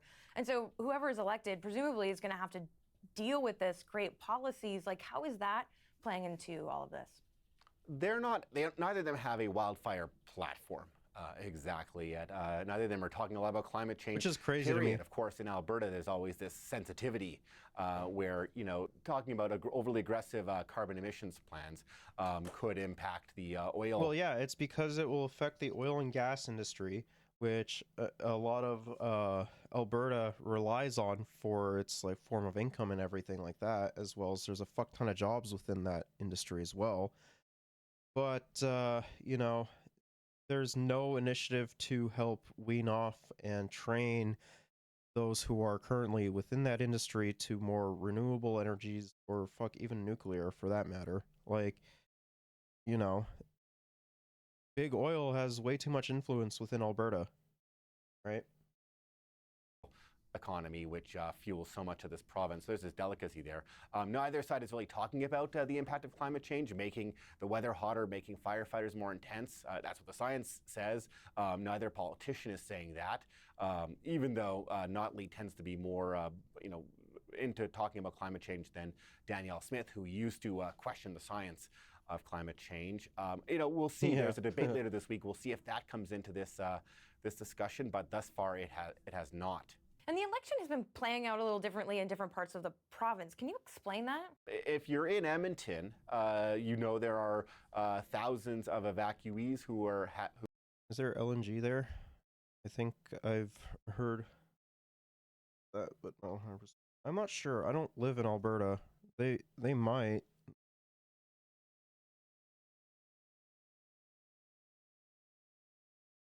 But yeah, I can't confirm that if they do have LNG there.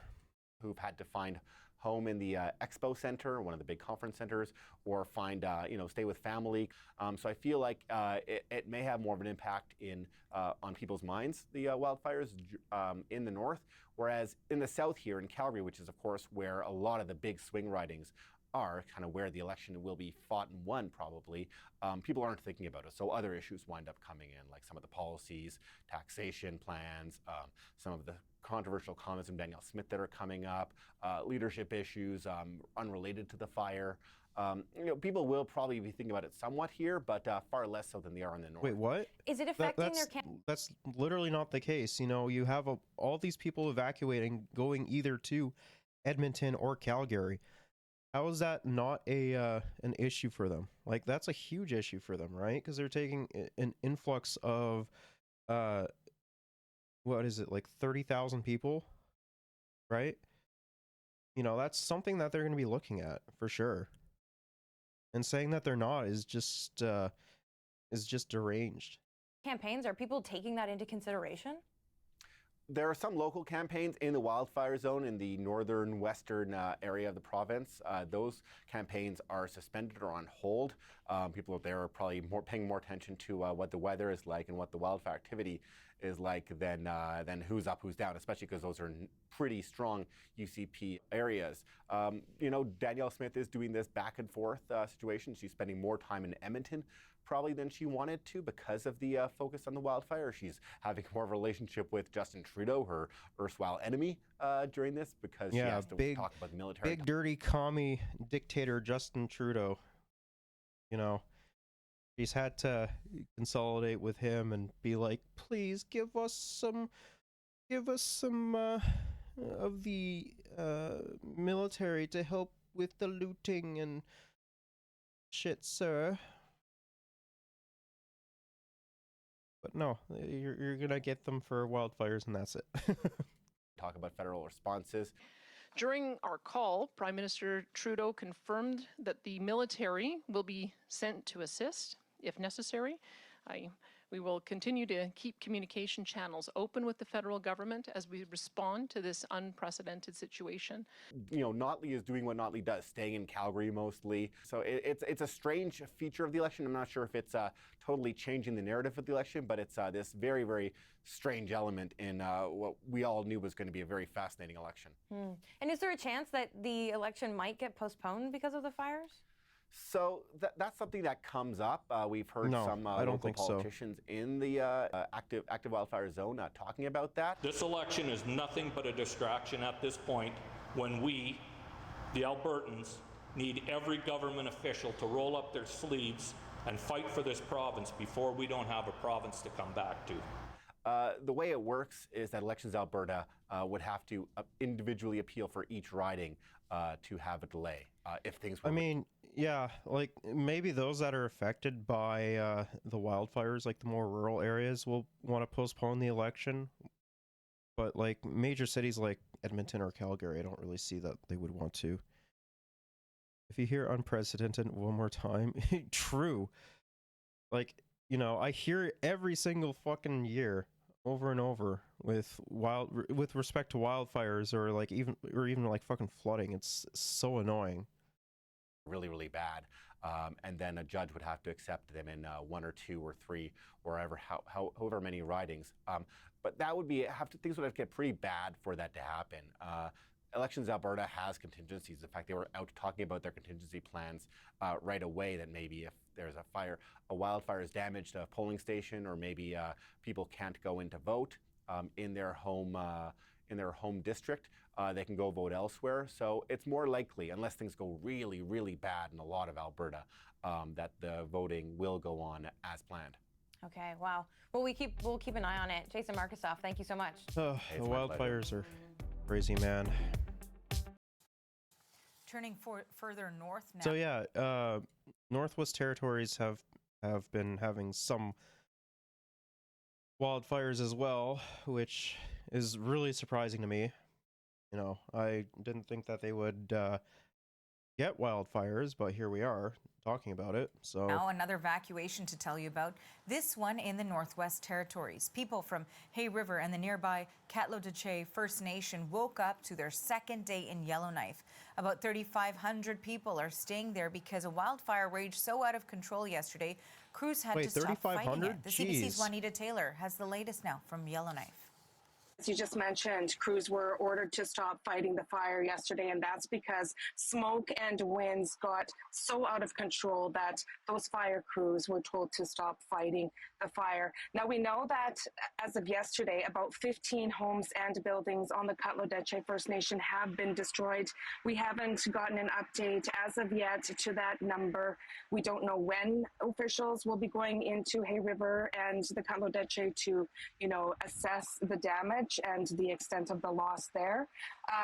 Blockades have been set up at the entry to Hay River. Of course, that's so people won't go into the community. Most people have come here to Yellowknife from the Cutlo Deche First Nation as well as Hay River and staying at an evacuation center here. Now, Arthi, all this began on Sunday when at around 11 o'clock at night, residents were ordered to leave their homes and to drive here to Yellowknife. And that's about a 5-hour drive on the highway.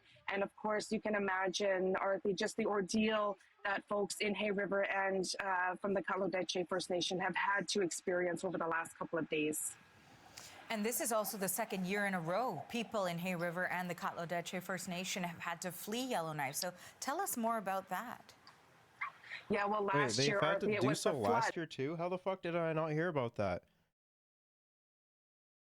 What? Okay, I guess they had to flee last year as well. This year, it's a wildfire. We spoke to some people yesterday at the evacuation center where there are about 700 people who, as of yesterday, registered with the evacuation center. And here's what one resident from the Cutlo Deche First Nation shared with us. Take a listen. I thought it was a dream. God, every time I see fucking Northwest Territories license plates, I get so jealous, man. It's in the shape of a fucking polar bear. That's awesome. Why the fuck can't we have anything cool like that? It's a dream. And after I seen all the flames coming off the reservation, you know what? I was kind of worried about the wind direction. If the wind direction changes, it's going to be devastating, and that's exactly what happened. That again is Brian Fabian, one of the evacuees staying here in Yellowknife at the evacuation center, where, as you mentioned earlier, Arthi, about 3,500 people have had to evacuate both Hay River and the Cutlo Deche First Nation.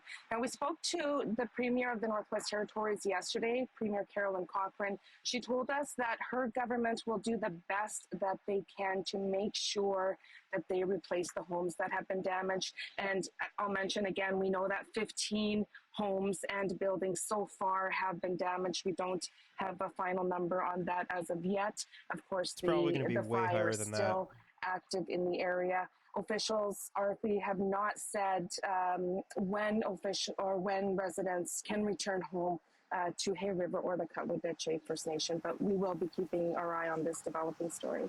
The CBC's Juanita Taylor in Yellowknife. Oh, man. Oh, yeah. The Florida shit. If we have enough time. If I have enough time. We are tracking the wildfire situation in northeastern British Columbia. Over 100 households have been ordered to evacuate. So, yeah, it's been like the wildfires are like literally everywhere. BC, Alberta, Saskatchewan, Northwest Territories. I'm kind of surprised that it hasn't fucking spread to Manitoba yet. That's a look at the Stoddart Creek fire. It was discovered on Saturday and is burning over an area of roughly 12 square kilometers. There are at least 56 wildfires burning in the province. Massive, 11 are considered out of control. For more on the latest with the wildfires in BC, I'm joined by Erica Berg. She is a Provincial Wildfire Information Officer with the BC Wildfire Service, and she is in Kamloops. So, Erica, thanks for taking the time. Of the fires in the Northeast impacting northeastern British Columbia, how many of them are out of control? So we do have 5 wildfires of note, all within the Prince George Fire Centre. 4 in the Fort St. John fire zone, as well as 1 in the Robson Valley fire zone. And so of those 5 wildfires of note, happy to report that 2 are being held, meaning no further growth is expected under current conditions.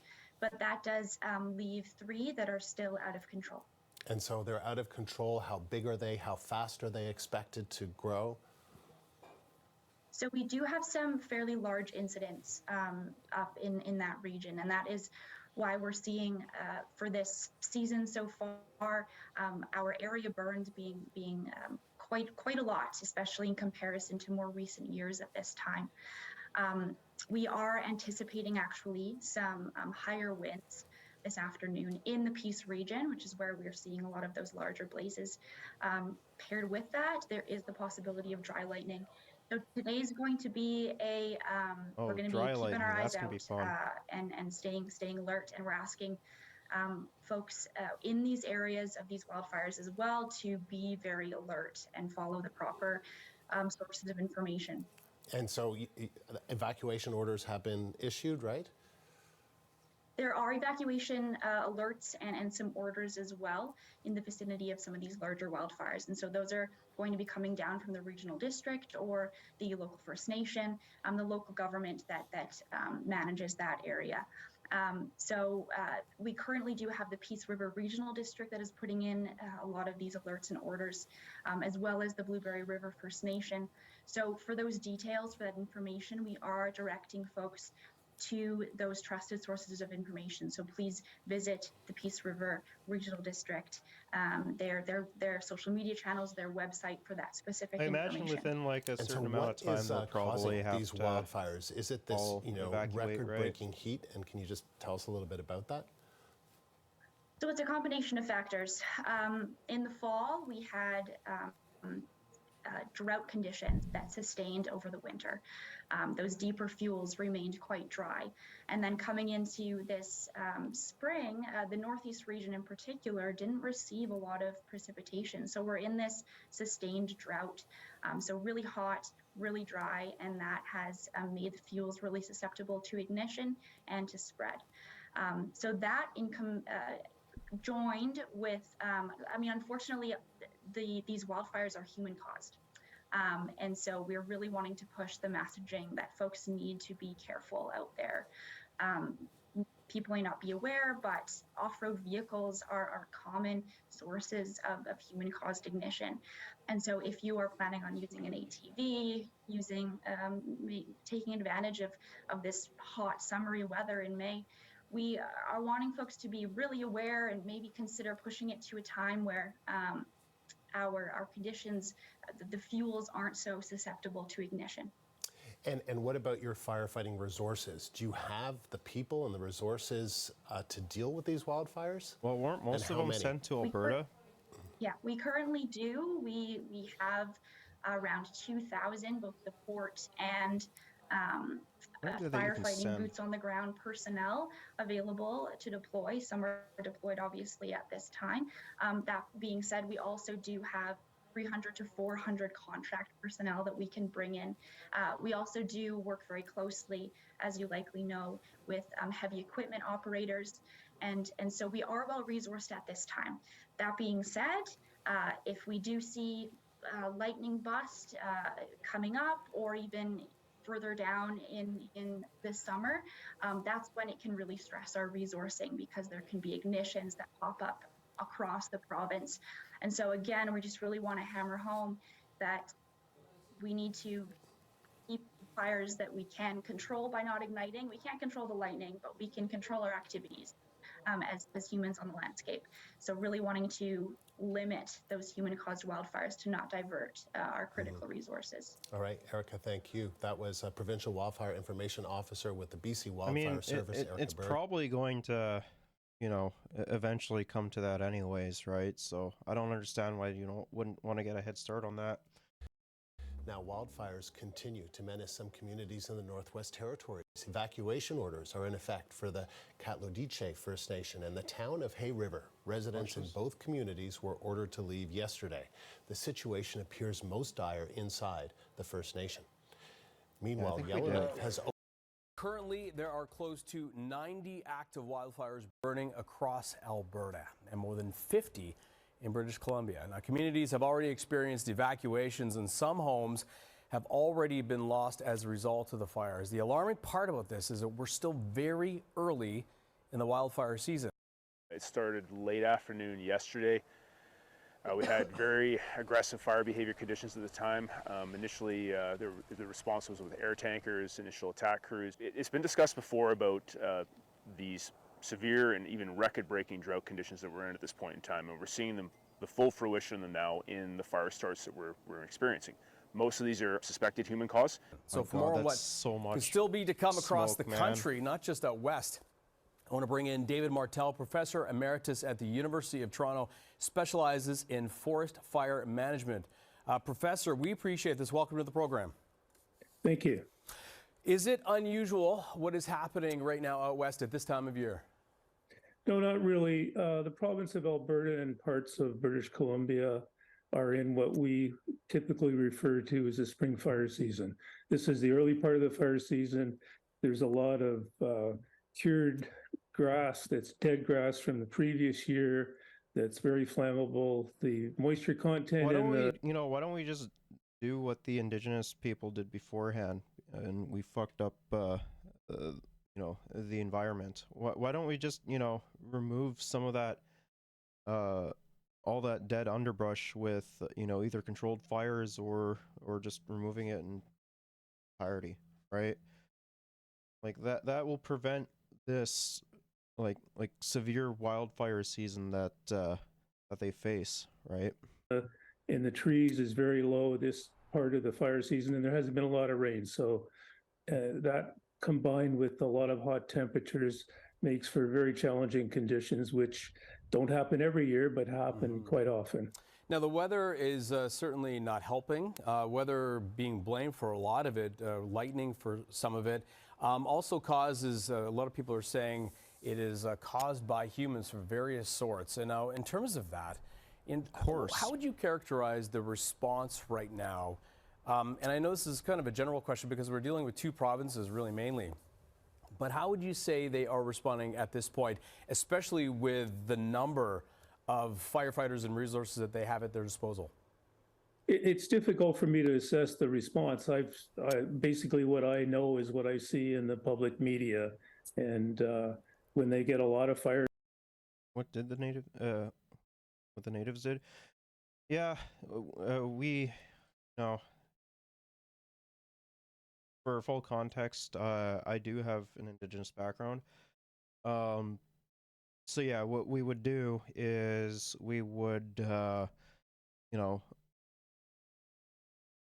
before the Europeans came over, they would do controlled wildfires that would burn down all the dead underbrush, all the dead trees and everything like that, and it would keep the forest healthy, right?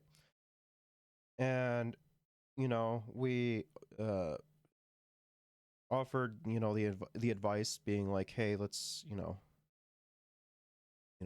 do controlled wildfires and everything to prevent this from happening, right? But they don't listen. So that break out at one time, then they do their best to attack them. They will. We refer to what we call initial attack system. They have to detect these fires when they're small, then they dispatch initial attack resources, and if and when they have more fires than they think they can handle at one time, then they're going to start prioritizing fires. Now, some of the firefighters in Alberta, I'm not necessarily going to ask you to comment on the machinations of Alberta politics, but some of them are criticizing their own governments and previous governments, NDP and Conservative, over the lack of resources and the cuts to their budget. And I want to lead to sort of what can that's understandable, be done though. When it comes to the forest fire management overall, in terms of the resources that they have at their disposal, not just out west, but across the country, and what needs to be done going forward to not just mitigate the situation, but try to prevent them in the first place. That's very important. An important part of fire management is prevention. So there are prevention programs in place across Canada. The local fire management agencies, which are the responsibility of provinces, all have their own prevention programs. And the key is to encourage people to take care and not to start fires. And most of us get exposed to that kind of message, both when we're in school and as we grow older. From time to time, governments will impose special regulations during particularly hot, dry conditions. They may restrict the use of campfires some restrictions on industrial activities, that sort of thing.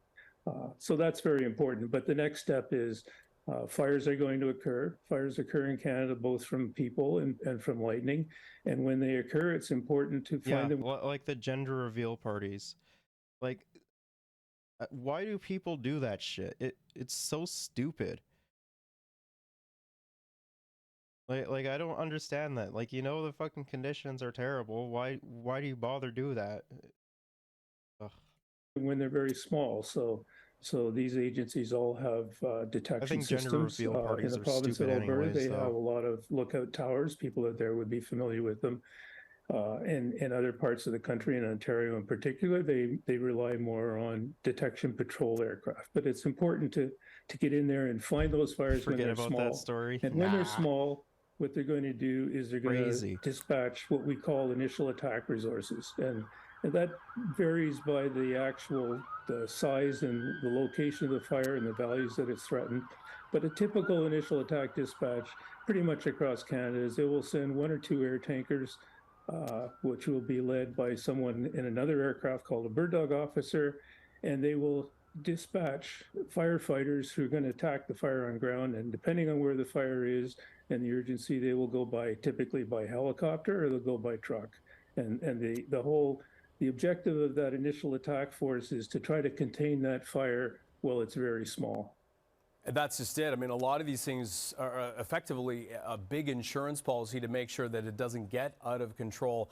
I know this is a difficult question to answer, but as we look forward to the summer and very hot weather, how are we in terms of being prepared to handle what could happen? We have about 30 seconds. Well, I think we're pretty well prepared to handle. It's difficult to predict more than a week in advance what we're going to face, but there are good systems across Canada for exchanging resources and mobilizing them and moving them to where they're needed when they're needed. David Martel, we appreciate your time, and I know this is a story we will continue to follow. It's difficult when it's this early in the season. It's already pretty difficult, very difficult for a lot of people out west. We appreciate this. All right, we have one article to read about the Alberta wildfire stuff, and then we'll move on to some more Alberta stuff. Specifically, there's one thing that I want to talk about for sure that came out on Press Progress that we will talk out, or we will talk about for sure. So yeah, the mayor of a west central Albertan town said it is emotional to return home nearly 2 weeks after an out-of-control wildfire forced residents to flee, but thousands elsewhere remain on edge as scores of fire continue to rage across much of the west. Which, yeah, it's, some of them were like, I believe it was like 30 of them were out of control, right? So, they're going to just continue to go, right? Just happy to be home and happy to support one another and pulling together like we always do. Drayton Valley Mayor Nancy Dodds told a news conference on Wednesday. The fire officials pointed to areas around the community 145 kilometers southwest of Edmonton, showing how close the flames crept up. People hugged each other, and employees at the local grocery store as shelves were being restocked. Bro, fucking grocery store employees cannot catch a break. I'm kind of surprised that they, weren't supposed to be there stocking the shelves when everything was fucking burning around them. Man, they deserve way better than that. But like, I kind of get why they're doing that. Those people are gonna need something to eat, right? Especially after a catastrophe like that. Virtually all the store's meat and dairy products left behind during the evacuation have been thrown out. No surprise there. It's a huge relief, and we're just so thankful that our home is still standing and that everything's okay, said Jade Fairhall, who had to quickly leave with her children on May 4th. Rohal said she was lucky to have a place to go because her parents had an RV lot in Seba Beach, west of Edmonton. Ricky Smith was working at the town's Boston Pizza when they were told to evacuate nearly 2 weeks ago. I got everybody out of here safely, said Smith on her break. That was my priority. Boston Pizza was one of the only restaurants open in town on Wednesday. Customers came in to greet workers. Bro, come on. Like, yeah, let's just open up fucking Boston Pizza. That's totally like a top priority right now, right? You need to have a good slice of pizza after being fucking traumatized from, being evacuated year in, year out, right? Our community is very tight-knit, and we love to support our community, said Smith. Adding that they were getting calls at 9 a.m. from residents asking if they'd be open. Bro, you could have ordered pizza at fucking Edmonton. You're so concerned with ordering pizza at 9 a.m.? That's crazy. I mean, I guess they probably do have an influx of pizza, sitting there due to, all the fucking fires that are going on, pre-baked. The mother of 3 said that after this evacuation, she'll be more prepared for the next one. I'm worried that I could spark again.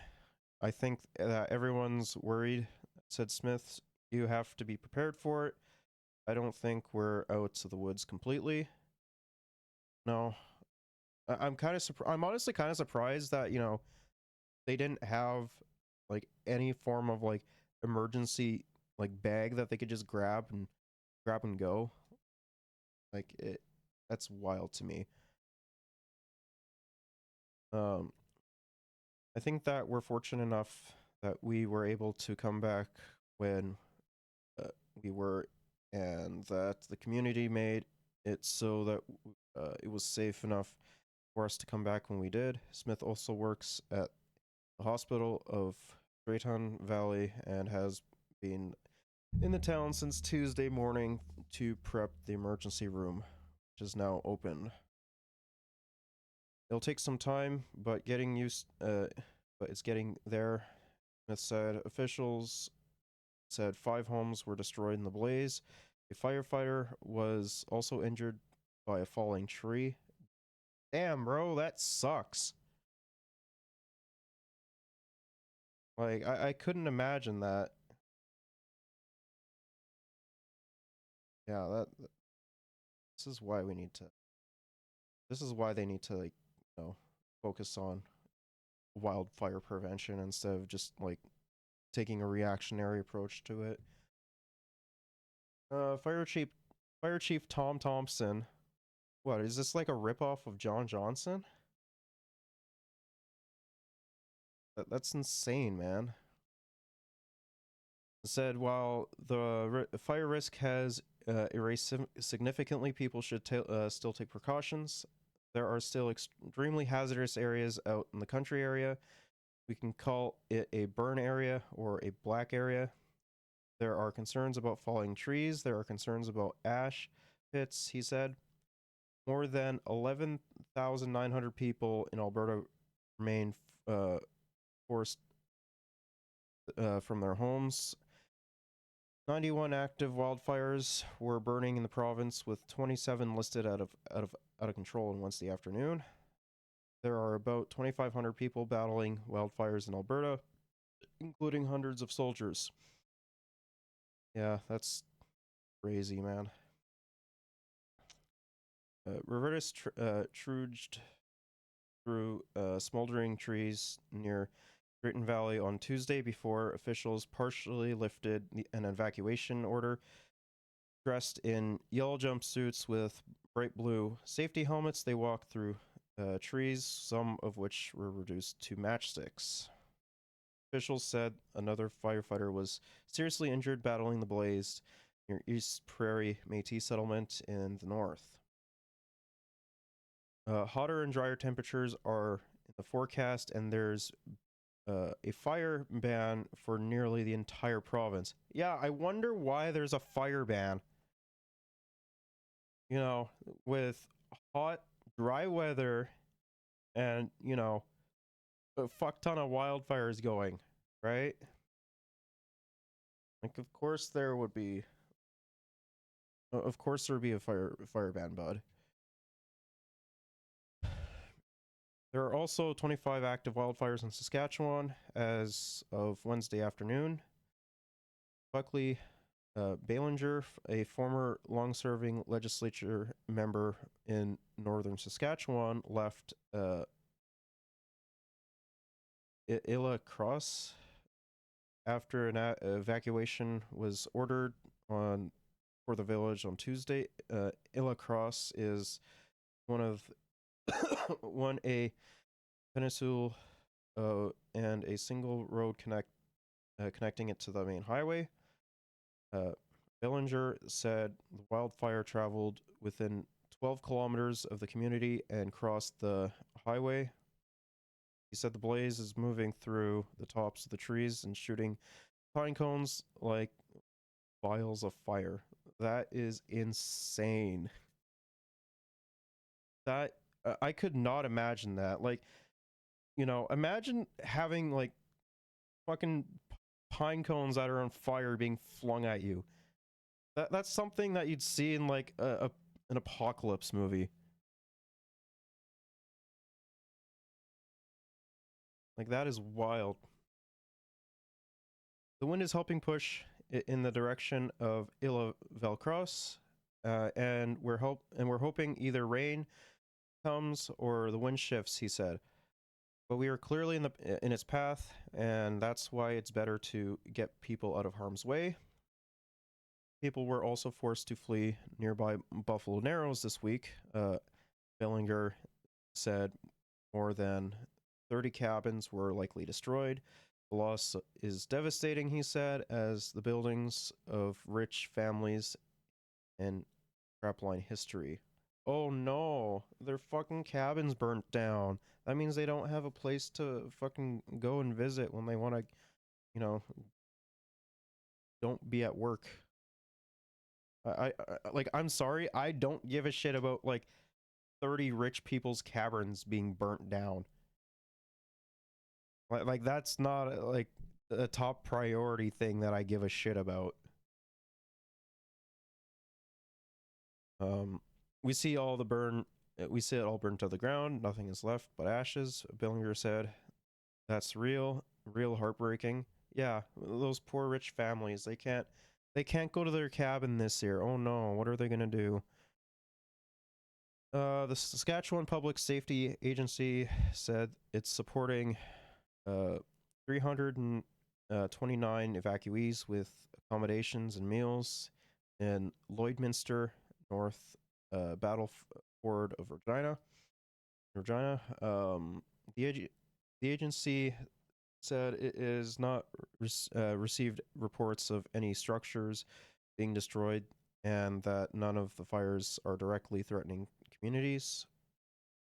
The agency said it aims to make sure food and fuel are delivered to northern communities that have not evacuated.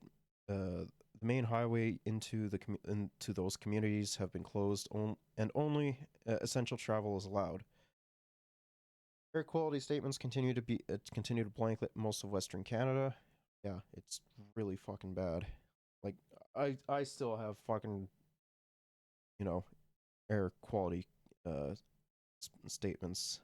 Well, meanwhile, the city of Fort St. John in northeast British Columbia has rescinded its evacuation alert as a change in the wind direction aided firefighters to prevent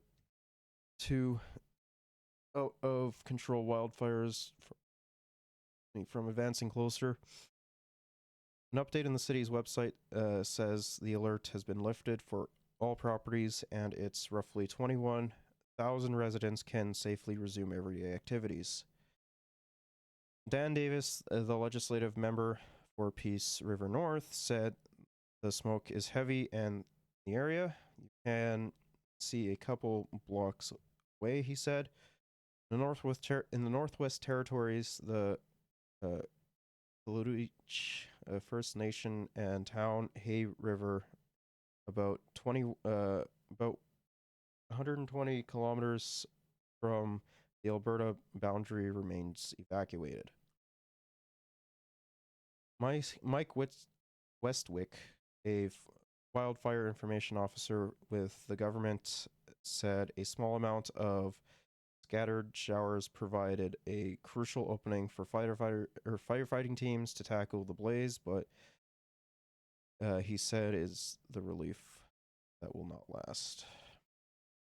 Dry weather continues. High water levels are putting... So, not only is Northwest Territories experiencing fucking wildfires, they're also experiencing flooding. A community in the Northwest Territories under a state of emergency. Fort McPherson sits along the Peel River in the Mackenzie Delta region. Spring melt is happening, and the rising river is washing out roads, including the route used by trucks that supply drinking water to its more than 900 residents. Let's bring in our Juanita Taylor on the developments from Yellowknife. Juanita, always great to see you. What's the latest situation in Fort McPherson? Well, Hannah, the access to the community's fresh water source, as you mentioned, has been cut off, and that is the road from the community to the water reservoir where these water trucks go to fill up their tanks and deliver that water to the 200 and so homes in the community. And of course, this is because of rising water levels from the Peel River. Now, the hamlet is advising that it could be about 3 to 4 days until they are able to get more water into people's homes. And even at that, they are saying that just to expect about half a tank of water to be delivered in the next few days. And so to help conserve water, Hannah, in the community right now, a number of buildings have been closed, and that's including the school, that's also including the band office, government offices, the youth center, and the complex. Juanita, any idea how long this could potentially last? Oof. No idea at this point, Hannah. I spoke with it's really Chief bad Liz for the Wright Northwest about an Territories. hour ago, and she says that's just too difficult to predict at this time. But Hannah, they are not taking any chances. They are asking people to do things to help conserve water, such as, don't do laundry at this time, no bathing, no taking showers if possible. And if this does continue, the community leaders held a meeting this morning to talk about what the next steps would be, especially for vulnerable people who are at risk. So leaders in the community have decided that if there needs to be any type of evacuation, that vulnerable people in the community, such as the elders, the sick, and babies, if they need to be sent out of the community, they will go to nearby Inuvik. And a helicopter is on standby in Fort McPherson just in case any emergencies arise. Now, officials will continue to monitor levels. They will also continue water levels, and the ice flow. And Hannah, the chief, also mentioned that the ice is starting to move along in the Peel River. So who knows what that means in the next day or two, but they are closely monitoring the situation. Juanita Taylor, thank you for the latest on this. All right, I actually want to talk about the Press Progress article that they wrote. So, Take Back Alberta leaders are trying to do what the fucking Republicans were doing in America, right? By essentially assigning like poll watchers, right? Which is so fucking psychotic. The reason why they're doing that is because, the NDP actually has a very good chance of winning the election, and they're already touting that, if the NDP won, the election was fucking stolen, which is insane, right? So Yeah, we're gonna get into this. It's ridiculous. Like, fuck, right-wing groups are all the same. Like, you know, they do, like, they don't even try to hide it anymore. Top leaders of the far right, top leaders of the far right Take Back Alberta group are holding late night webinars training supporters on how to infiltrate campaigns, get appointed as their scriveneers, and raise doubts about the result of Alberta's upcoming election. Like, yeah, it's insane. The group's most recent training session featured several prominent organizers with leadership roles in Take Back Alberta, including TBA Calgary Captain Roy Bayer and organizer Bennett Patterson, who who emanates TBA's online and in-person events. The event was also promoted by Patterson on TBA's Telegram channel, where she serves as an admin and one of the only small handful of people who post messages.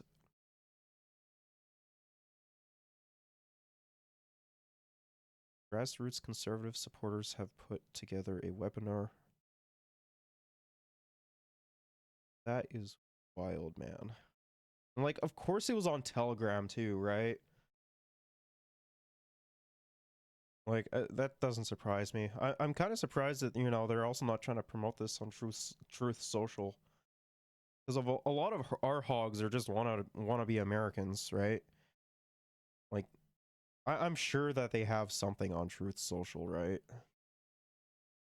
Take Back Alberta Executive Director David Parker says he's aware of the scrutineer training webinar, but denies his organization has any formal involvement. Yeah, okay, sure. The training is just to explain how the scrutineering is and what you're looking for, Parker told Press Progress. That's not being done by Take Back Alberta. It's being done by people who have been involved with Take Back Alberta. What's the difference then?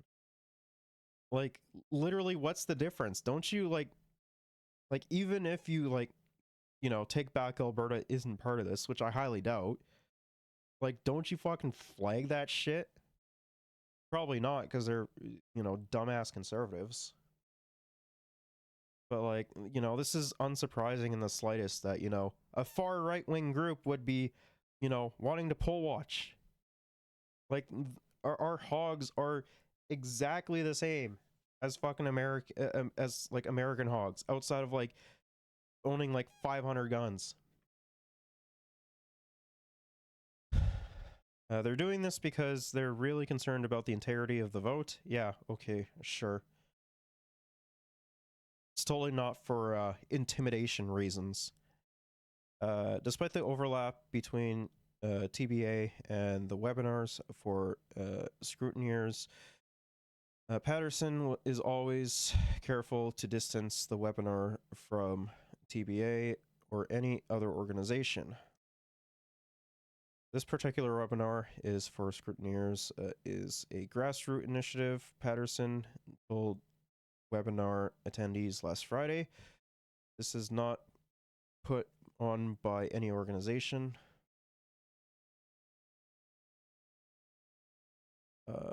This particular webinar for scrutineers is a Patterson describes them as just individuals who have come together caring Albertans that want to see integrity and ensure integrity in this election. Yeah, okay, sure. Prior to getting involved with Take Back Alberta and running webinars for scrutineers, Patterson organized protests at vaccine clinics and hospitals.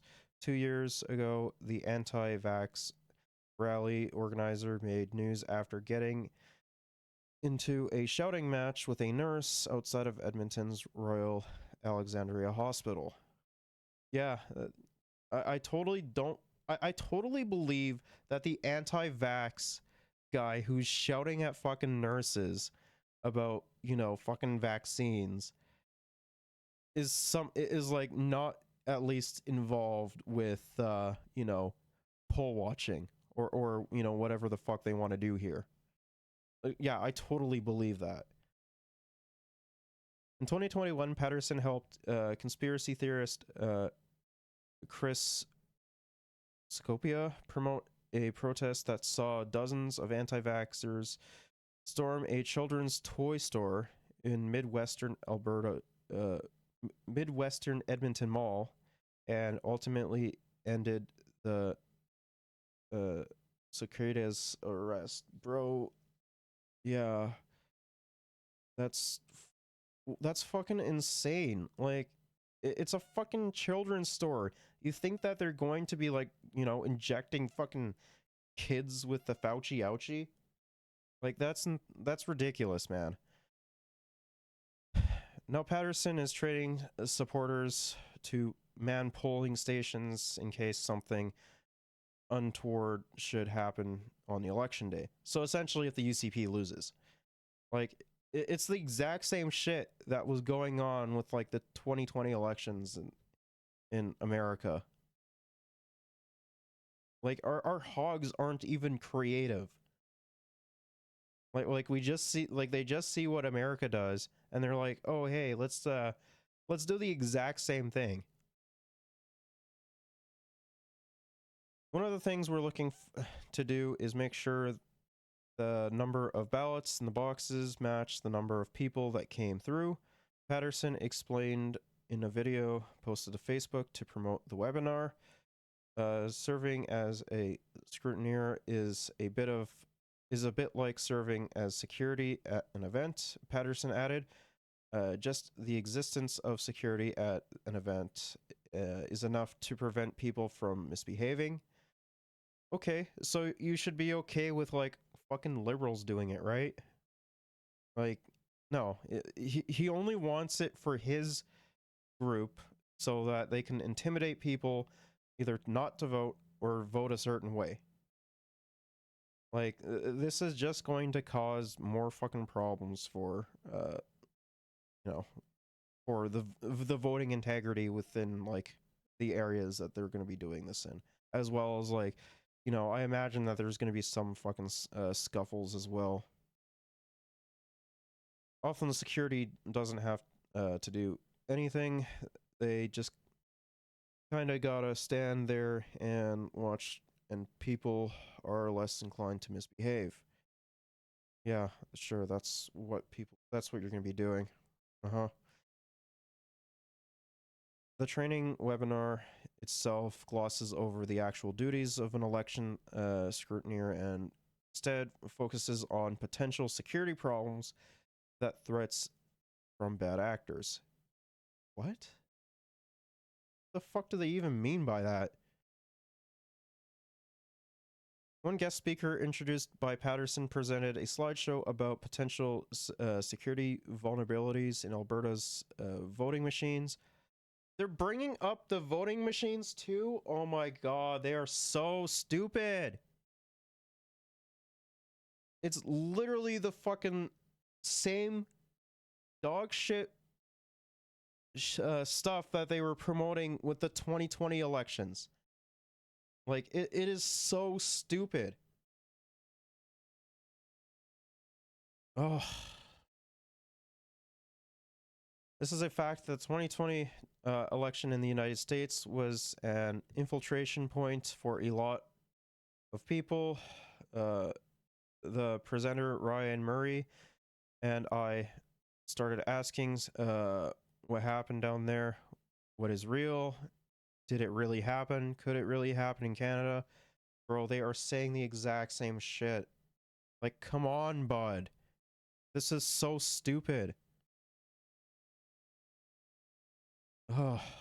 Like, no shot that, you know, they're not fucking being funded by, like, psychopathic Republicans, right? Murray dived into his concerns with voting machines, alleging they have documented issues, pointing out they were not built in Alberta by a company based in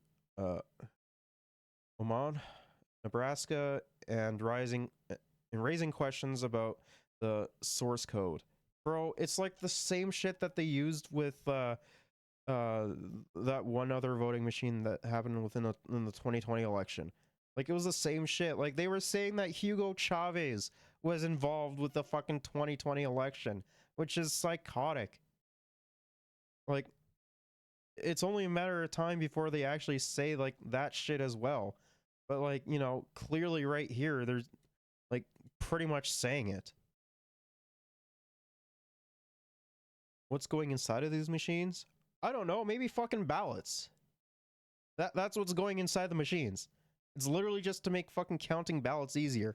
But, you know, even if, you know, they do decide to count ballots by hand and, you know, you still fucking lose, you're just gonna bitch and moan about it. It is documented, Murray said. These machines have issues. Yeah, less issues than fucking these clowns. Like, how stupid do you have to be to actually believe that shit? Murray explained Murray explained all his information on voting machines is based on independent research that he is able to conduct because he has large amount of free time to research. Okay, so he's a business owner as well as he hasn't done any research. You know, when people say that, you know, they do shit based off of independent research, or they do their own research, usually means that they haven't done their own research. Because, you know, generally speaking, it will tend to go against what they have to say, right?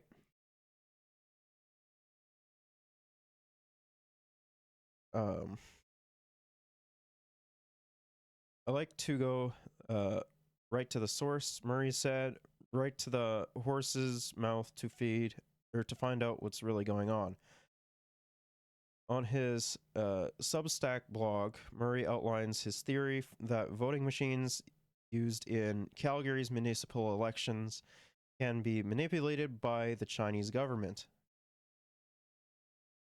It's literally the same. It is literally the same. I am not convinced, or I'm convinced that, you know, these people have gotten so much brain rot from consuming American media that, you know, they're just Republicans in disguise.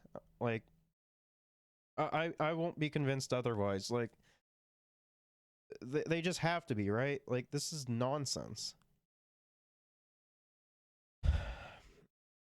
Roy Baer, founder of the Convoy Group, Taking Back Our Freedoms, and Calgary captain of Take Back Alberta, said he also has concerns about turbulation. Yeah, oh, sure. I think we all would have preferred that we didn't have the turbulators, Bayer said. With the turbulators, there's so much lack of confidence on the part of the voters where these have been used elsewhere. Yeah, no, literally no one thinks that. We're going to empower you with information as well, information as to what the best thing we can do to minimize the cheating. Can we eliminate it? No, but we can minimize it for sure. Yeah, sure.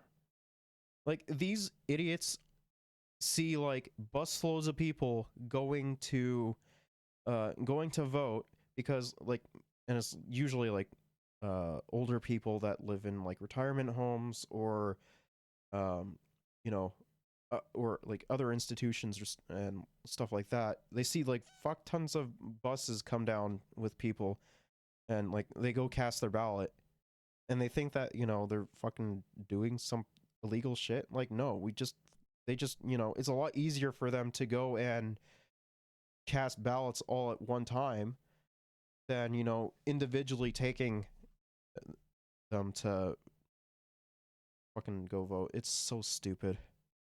Panic mode is the keyword, I'd say. Oh, for sure. It 100% is.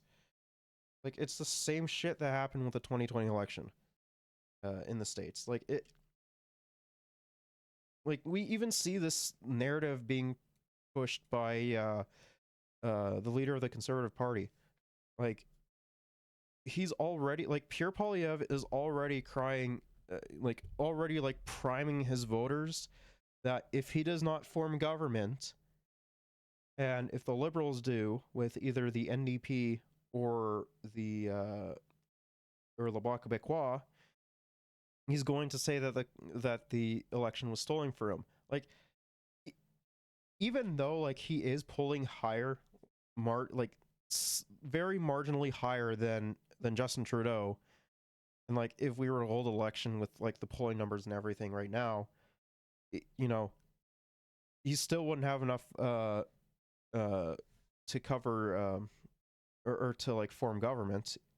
And you know, even if he does win the popular vote, you know, it's not really going to matter because you know the NDP won't form government with him, the Liberals won't form government with him, and with what he said about the CBC and Radio Canada, he's not going to form government with Le Bloc Québécois either.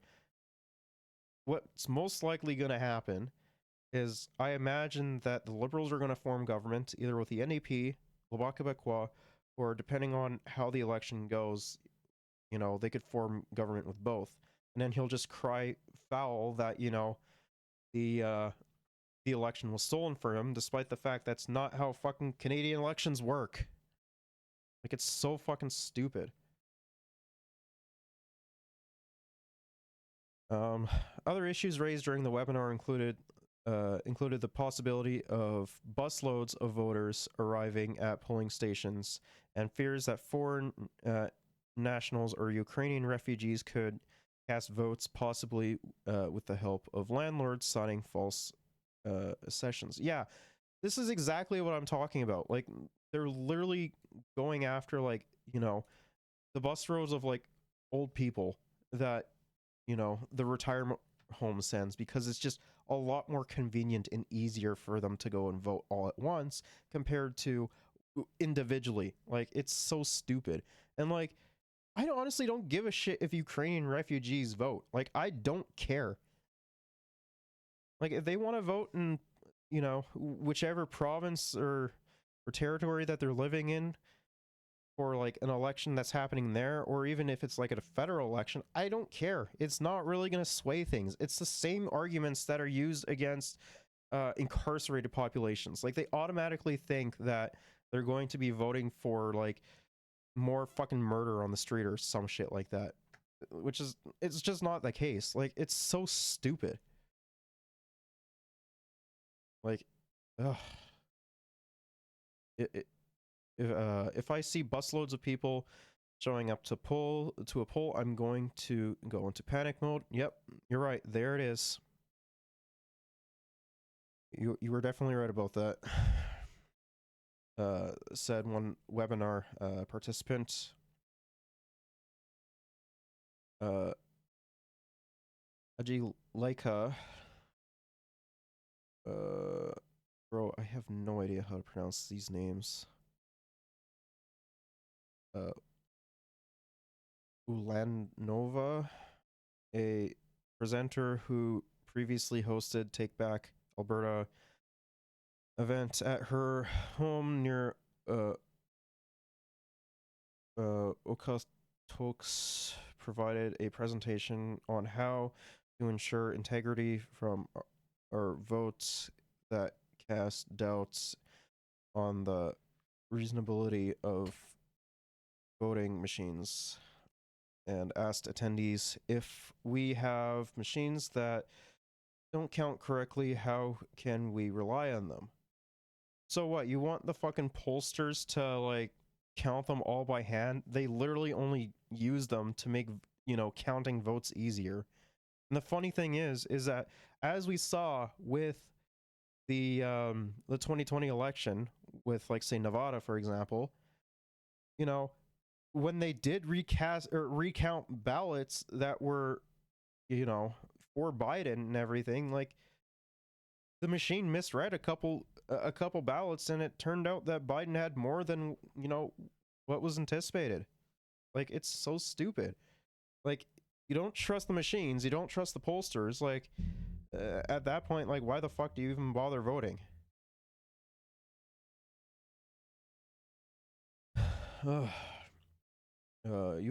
Ulanova suggested scrutineers to buy handheld tally counters or clickers on Amazon to mutually count the number of voters entering polling stations and explained how to look up voters' addresses with their phones to make sure it's a residential property.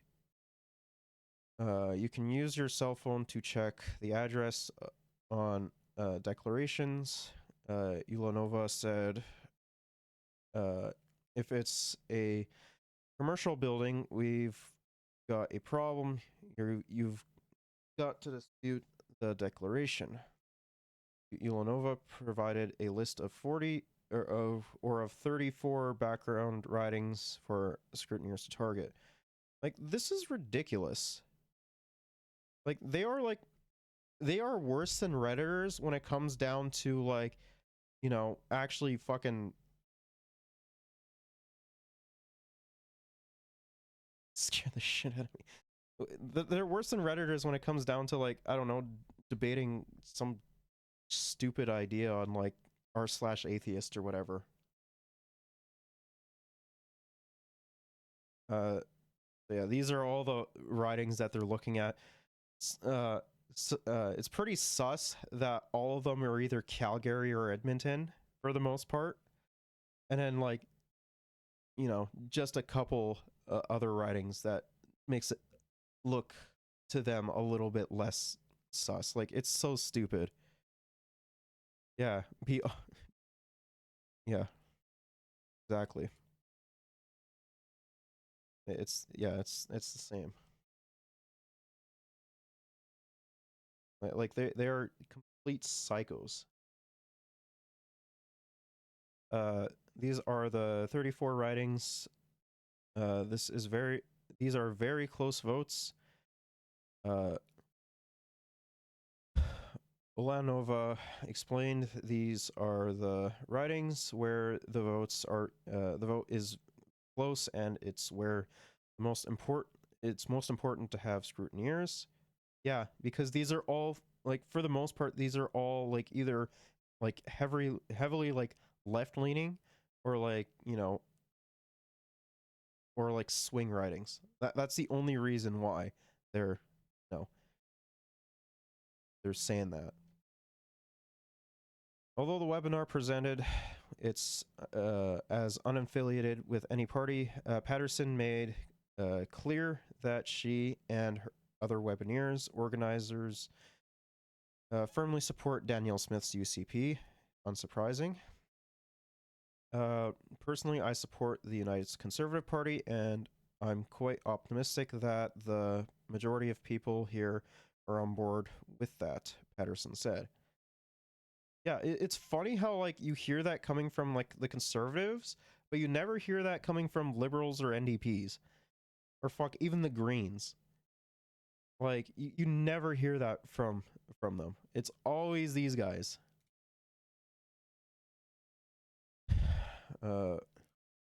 Ulanova also provided a script that gives scrutineers instructions on how to dispute votes with Elections Alberta poll workers, and advises them on how to ask to physically examine voting machines. Yeah, so they're just intimidating fucking the people at the polls as well. Before the tabulator, it's let's ensure the security seals are intact and have not been tampered with. Scrutineers are also instructed to say, now let's look at advanced voting daylight turbulator logs of the of the public count on the turbulators and compare it to the counted record or counted record on the previous day with the tabulator was shut down. Is the number the same? In the poll, we're using this.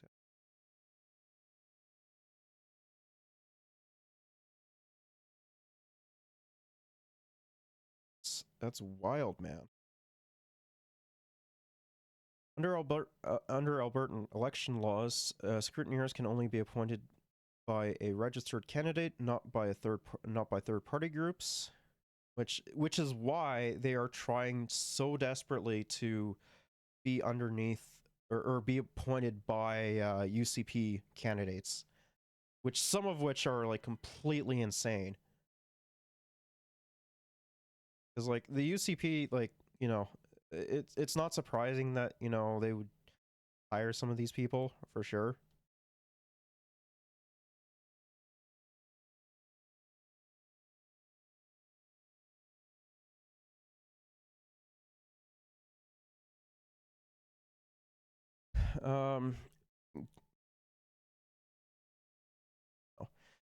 Candidates of their official agents are responsible for appointing scrutineers to observe the polling places. An Elections Alberta spokesperson told Press Progress. To get around this, Patterson instructed webinar attendees to cultivate relationships with local candidates, and then, when the right moment presents itself, offer themselves as scrutineers. You need to go to your local candidate or a candidate of another constituency, go to the campaign office and start building a relationship with those people, Patterson said. Say, hi, I want to help. How can I help? And perhaps they want you to help with the campaign. But then, at some point, when the moment is right, you say, I want to serve as a scrutineer. If a scrutineer is unavailable to contact with their preferred candidate, Patterson suggested infiltrating the opposing party's campaign. Yeah, this is ridiculous, right?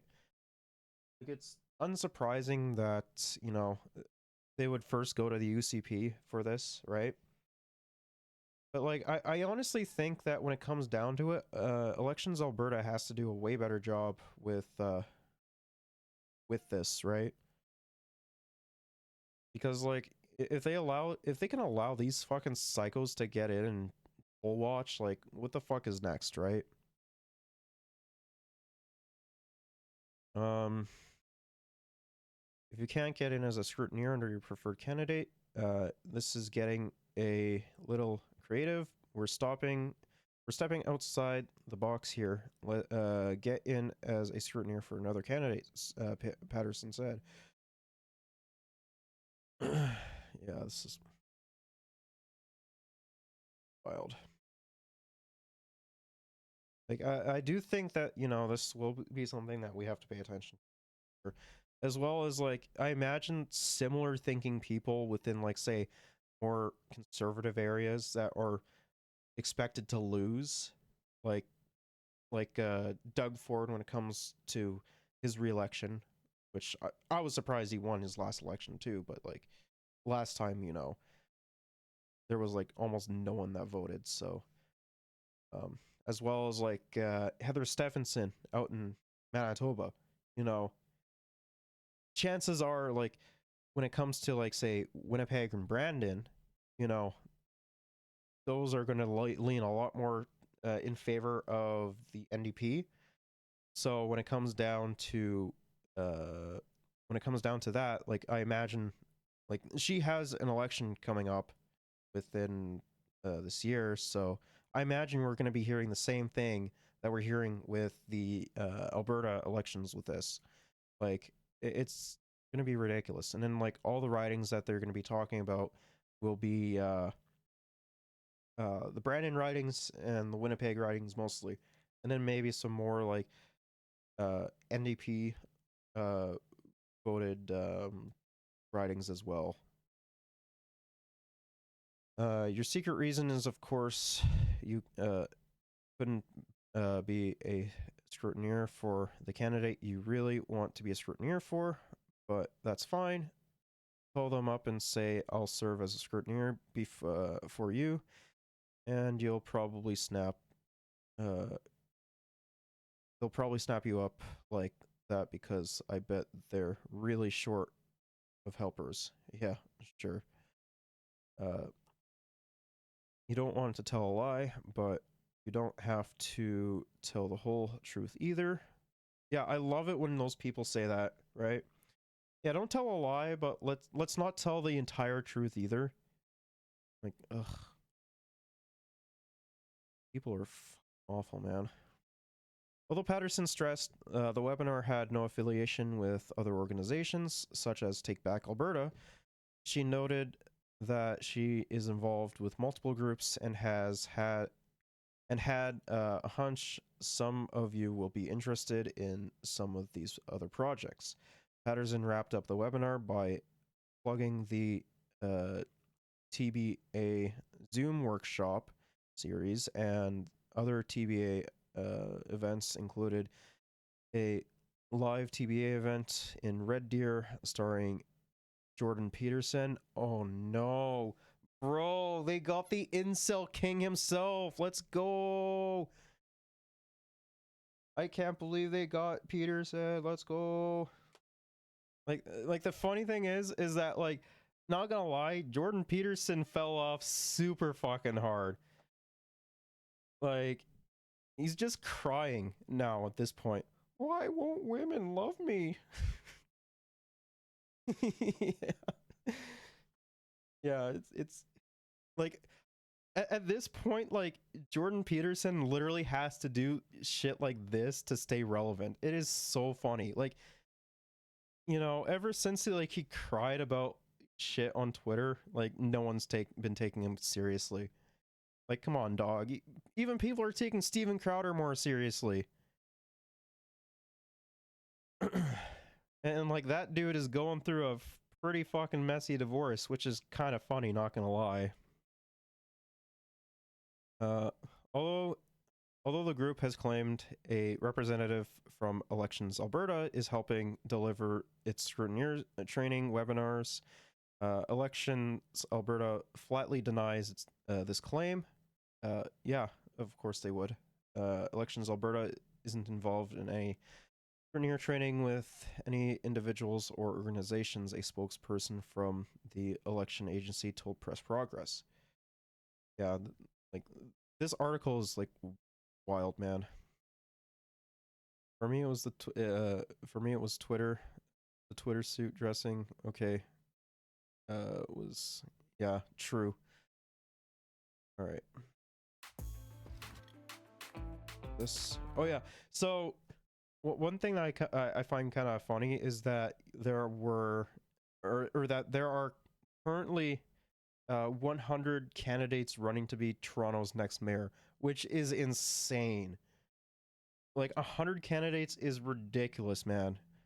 Like, how are they gonna get through, like, all the debates and everything, bud? Like, I just don't know what to say. It's ridiculous, eh? Candidate nominations for Toronto's mayoral by-election have officially closed, and more than 100 people are vying to lead Canada's biggest city. And that's a record. 102 candidates are in the race. And the bar to run isn't too high. You've got to file a nomination paper with an original signature, provide proof of a Toronto address, pay a $200 nomination filing fee, and provide $200, that's it? endorsements. That's like nothing. So that means the potential... And 25 endorsements? That's a little bit low, not gonna lie. Candidates are a pretty diverse bunch. Toronto is a city on the brink. We got a Zoomer, let's go. Whose name is mayor to be mayor. That's 18-year-old Mayor Strauss. That's Bro, NDI he's 18 and is fucking trying to become mayor of Toronto. That is insane. And yes, it's pronounced mayor. Zoomers are Yep, insane, man. Russian rescue dog is vying for the top job. But there are some familiar names on the list. Former NDP MP and Toronto Councillor Olivia Chow is seen as a frontrunner.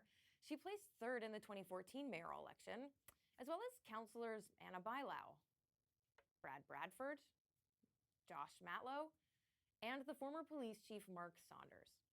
And whoever gets the job is going to have a lot of work to do. The sticking points in the election are big issues: the price of housing, transit, the cost of living crisis. And this will be the second election in less than a year. It was triggered when former Mayor John Tory stepped down when an inappropriate relationship he was having with a staff member became public in February. Torontonians will head to the polls on June 26th, and we'll see how many votes Molly fetches when the votes. Former police chief, yeah, you already know he's gonna be insane, man. You know for a fact he's gonna fucking pump the police up with even more money than what they have. Come in. That's it for us. I'm Lauren Bird. Thanks for tuning I mean, in. to be fair though, like Doug Ford is also essentially allowing whoever to become a fucking police officer. So if you want to be like a white supremacist fascist who wants to kill a bunch of fucking brown people that live in like Toronto or some shit, like, you know, you can do that without any form of training. Like, it's ridiculous. Into about that. Take care. They plan to make the same bad choices again by raising taxes, driving away investment, and costing Albertans their jobs. Hospitals are not for sale. Wait, what? How did this dude get in here? This is fucking awesome. I love this. Hospitals are not for sale. Hospitals are not for sale. We saw your video about buying hospitals. Check it out. We got a great offer. Yeah, this is a great opportunity. This is awesome. Madam Premier, anything to say? Madam Premier? No? You had lots to say about this not so long ago. Madam Premier, hospital for sale? Anything? You had a whole show to talk about this. We will not sell our arms and legs for hospitals. Bro, hogs are awesome. I love conservatives, man. Oh, One of the things that our government did when we got elected was that we began a process of using chartered surgical centers, which are doctor-run Bro, surgical centers. conservatives get to have so much fun. Why the fuck can't we have this much fun? Ugh, leftists are so fucking boring, man. They're run by doctors. The doctors bill our government. They are paid directly. No one pays out of pocket for treatment. It's Wait, exactly what? the way. but you're doctors trying to pass legislation that would, you know, make people do that though. So yeah, I'm sorry. I don't really want an American style healthcare system. Like, granted, like, our universal healthcare is dog shit. It should definitely be funded more. But like, come on. Like, services work. You go and see your doctor, they bill the government, and you never pay out of pocket. And in fact, I can confirm that under a UCP government with our healthcare guarantee, no one will ever pay out of pocket for a family doctor or for hospital services. yeah, I think sure. that activists like we just saw Sure, here. and Ron DeSantis cares about fucking trans kids, right? And the NDP keep trying to confuse the issue. They are completely different issues. Having somebody who sets up a specialized charter surgical center to do specialized services actually saves money, reduces wait times, and No, for the people I've no, spoken it doesn't. We've already seen within Saskatchewan alone when Scott Moe privatized like knee and hip replacement surgeries, that wait times actually went up. You know, people couldn't afford those surgeries, as well as, like, you know, their quality care was a lot worse because they're focused more on the profit motive rather than like patient care. Like, we've seen that with just Saskatchewan alone. Like, you know, Doug Ford has been doing the same shit, and guess what? The exact same thing has happened there. It's a really positive experience for them. Like, I don't fucking trust corporations with like half of the things they do. Why the fuck would I trust them with my healthcare? Like, it just doesn't make any In sense. his first full day in South Korea, the Prime Minister continued to pitch strengthened trade ties and cultural ties with Seoul, and that's a message Justin Trudeau outlined in a speech to the South Korean National Assembly. I am proud to be the latest Canadian to celebrate this friendship, but I'm here to tell you that it's no longer enough to be God, friends. he's so hot. We need to be the best of friends. To improve that friendship, Canada and Korea signed 2 deals. The first increases the number of youth allowed to work and study in both countries by 8,000, and the second boosts the critical mineral trade. Now, Trudeau underlined the critical mineral aspect when he met with multiple Korean business executives, including the head of Samsung, which is one of the world's largest electronics companies, and they, like Yeah, but like, doesn't Samsung like treat their fucking employees like shit though? Like, that's what I remember hearing. Probably ask one of my friends that lives. He might know. Other South Korean firms rely heavily on Chinese minerals like lithium and cobalt to make their products, but they're hoping to turn to Canada to have a new supplier that has less geopolitical risk for them, and that's risk many of these South Korean firms know well. They've got neighbors like North Korea, China, and Russia, and that's why the Prime Minister committed to helping with Operation Neon. That's the Canadian mission that has the Canadian Navy patrolling the North Korean coast to help enforce UN sanctions.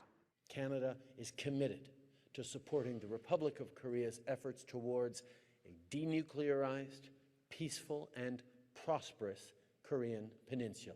Tomorrow, Justin Trudeau wraps up his visit to South Korea, and then he'll head to Japan for the G7 in Hiroshima. Mackenzie Gray, Global News, Seoul. Man, he's visiting all the places I want to go, man. I'm kind of jealous. Old radio in the 60s. Oh yeah, vintage so turntable. for those who don't remember, or for those who don't know, there was proposed legislation for a right to repair law in Canada, which you know, is a good thing, right? You know, you should be able to repair your stuff and everything, and consumers actually really want to have a right to repair legislation in Canada. Yeah, even like Linus Tech Tips talked about it. I remember him talking about it. Which, you know, even he admitted like it would hurt his business, but you know, he still thinks that Canadians should have the right to fix their devices and not have them end up in landfills. I Happy. prefer repairing old stuff because I can actually fix it. Like it comes in, it's fixed, I got a happy customer, and it's out the door. Repair is in John Fidel's blood. American Electronics is a family-owned repair shop in Toronto's West End. John's father, Frank Fidel, started the business in 1973. Back in the 70s and 80s, companies used to have parts counter desks. I used to ride my bicycle to these factories and pick up parts for my father. A lot has changed since then.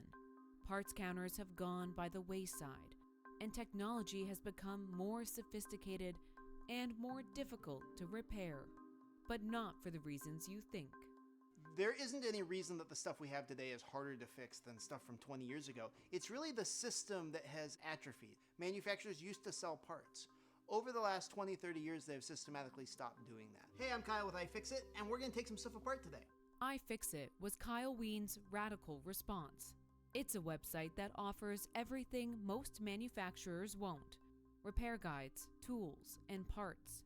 More and more these days, we get products from manufacturers and they don't have a plan for us to be able to maintain it. That's hurting repair shops and fueling our throwaway culture. And it has grave implications for the environment and our wallets. Kyle is part of a growing movement of people pushing back. Right to repair is the idea that if you bought it, you should be able to fix it. But even skilled technicians like John have to go to great lengths to do simple repairs. Once the product becomes out of warranty, we cannot call the manufacturers directly. We are referenced to a third-party logistics type companies, just basically warehousing companies. Yeah, like, you know, a right to repair law would open up like a lot more smaller businesses as well, which, you know, a lot of politicians like talking about, right? And like, you know, having them having right to repair would also help out the economy, like even like marginally. Well as like reduce the amount of electronics that are going into landfills. I'm still using an S9 and hasn't really given me any problems. Those companies will sell John an entirely new circuit board for a couple $100. But often, he just needs a tiny component part. I've gotten quotes for boards that are more than 3/4 the price of the product. It doesn't make sense. Yeah. Even when he finds that tiny part, it only introduces a new headache. The issue becomes then shipping. If I'm ordering from China, I'm waiting 2 months in order for the little product to arrive at the door, and it's tiny. By then, he's wasted a day and has an angry customer on his hands who doesn't want to pay that much or wait that long. So, what do most people do? I mean, like it's a little bit understandable though, right? Because like when I had to get the battery replaced in my S9, like I had to wait for like days or something like that. It definitely sucked not having a phone for sure. Like I can understand a little bit on convenience there. Phone is an ancient artifact. I hate modern devices so much. Can't repair plus lifetime design. What, do you have a Nokia? like that's what I can imagine. Is then, right? Pin phone. Okay. Yeah, like I haven't even heard like even like recently I've started working with a Iranian guy and I haven't even heard of the brand of phone that he's. What do I know though? I only get a lot of the main brands. New one. The runaround that they put us through is absolutely crazy. And unfortunately, the customer doesn't see that end of it. And there's the board that I need to work on, and the manufacturer is claiming it's not serviceable. Even still, John is busier than ever. Granted, I'm still going strong, but I'm finding it harder and harder day after day. Repair is an integral part of the economy, and increasingly our small repair shops are withering away. We need to get back to where service and repair is a cornerstone of our local economies. Yeah, and this is why like you don't have to go out and buy a new car every couple years. Because like just imagine if the right to repair for like your vehicle was be taken away, people would lose their fucking minds. Rightfully so, right? Because no one wants to pay like $200,000 at least to get a new vehicle. Like that's ridiculous.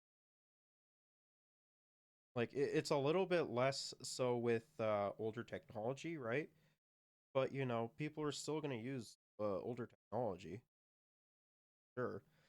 Especially like, you know, the biggest example I can think of is game consoles. Game consoles are constantly used. Right? Many products today are specifically built not to last. This planned obsolescence is often called designed for the dump.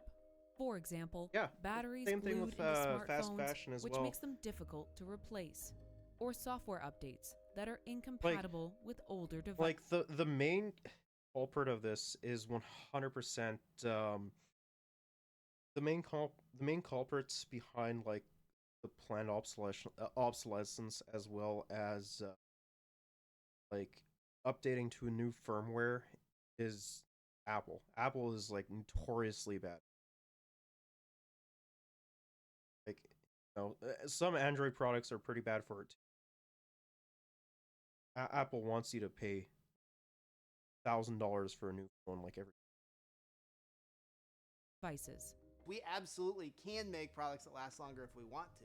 Right now, the companies are making so much money selling us a new $1,000 phone every 2 years that they don't really have an incentive. So we have a misalignment between what society needs and what is profitable for some of the largest corporations in the world. Companies argue they are protecting consumers' safety and privacy by restricting Yeah. who's able to do repairs. Yeah, sure. And also okay. that by withholding repair information and parts, they are But safeguarding. like, I imagine it was the same shit that was said during right to repair for vehicles as well, right? Like, you know for a fact that those companies did not like the right.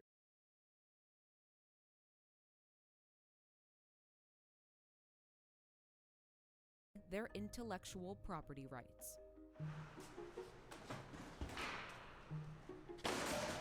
All these old devices add up. The Electronic Recycling Association's warehouse in Toronto is always full. This fullness happens every day. We can't get rid of it. Manager Oladayo Adebayo sends out trucks across southern Ontario I love his name. to collect unwanted electronics. Do clients tell you why they're getting rid of this stuff? Most of the time, it's just because they're downsizing or they're trying to bring newer models. We tagged along on a day of pickups with truck driver Henry and his assistant David. E-waste is the world's fastest growing waste stream. In 2019 alone, a Fuck the record turtles. 54 Hey. million tons of electronic waste was thrown out. On me. Yeah, what's next? 10 computers, 2 laptops, 5 monitors, and a few printers.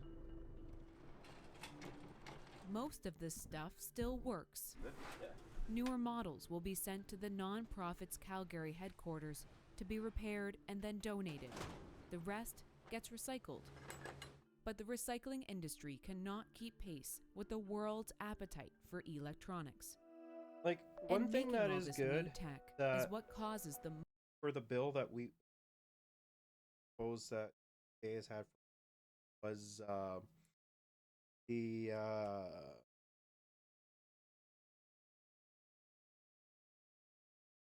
ban on like anything not Type C, right?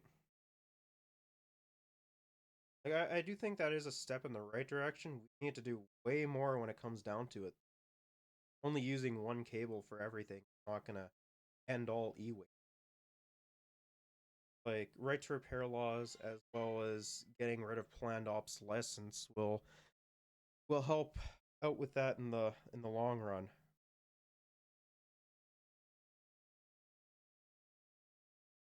most pollution, waste, and environmental harm.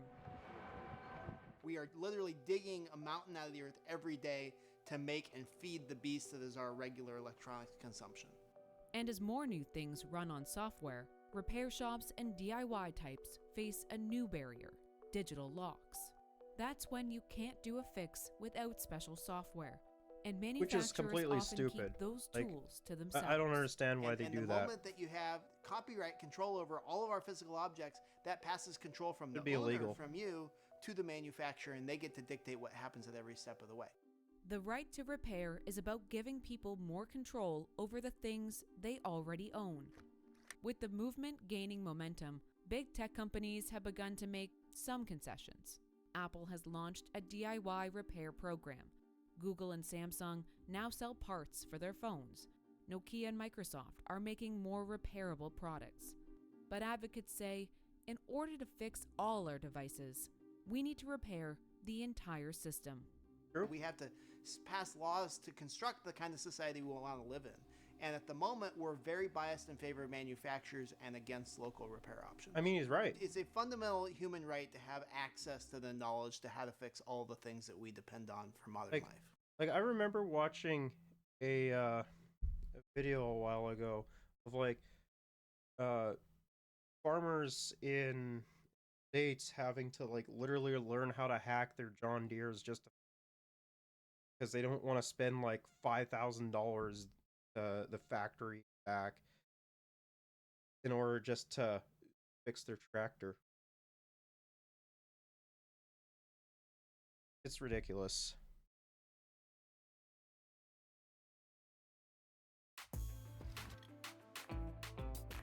All right. Short answer, yes. Now is there's no bad time for a pay raise. We were.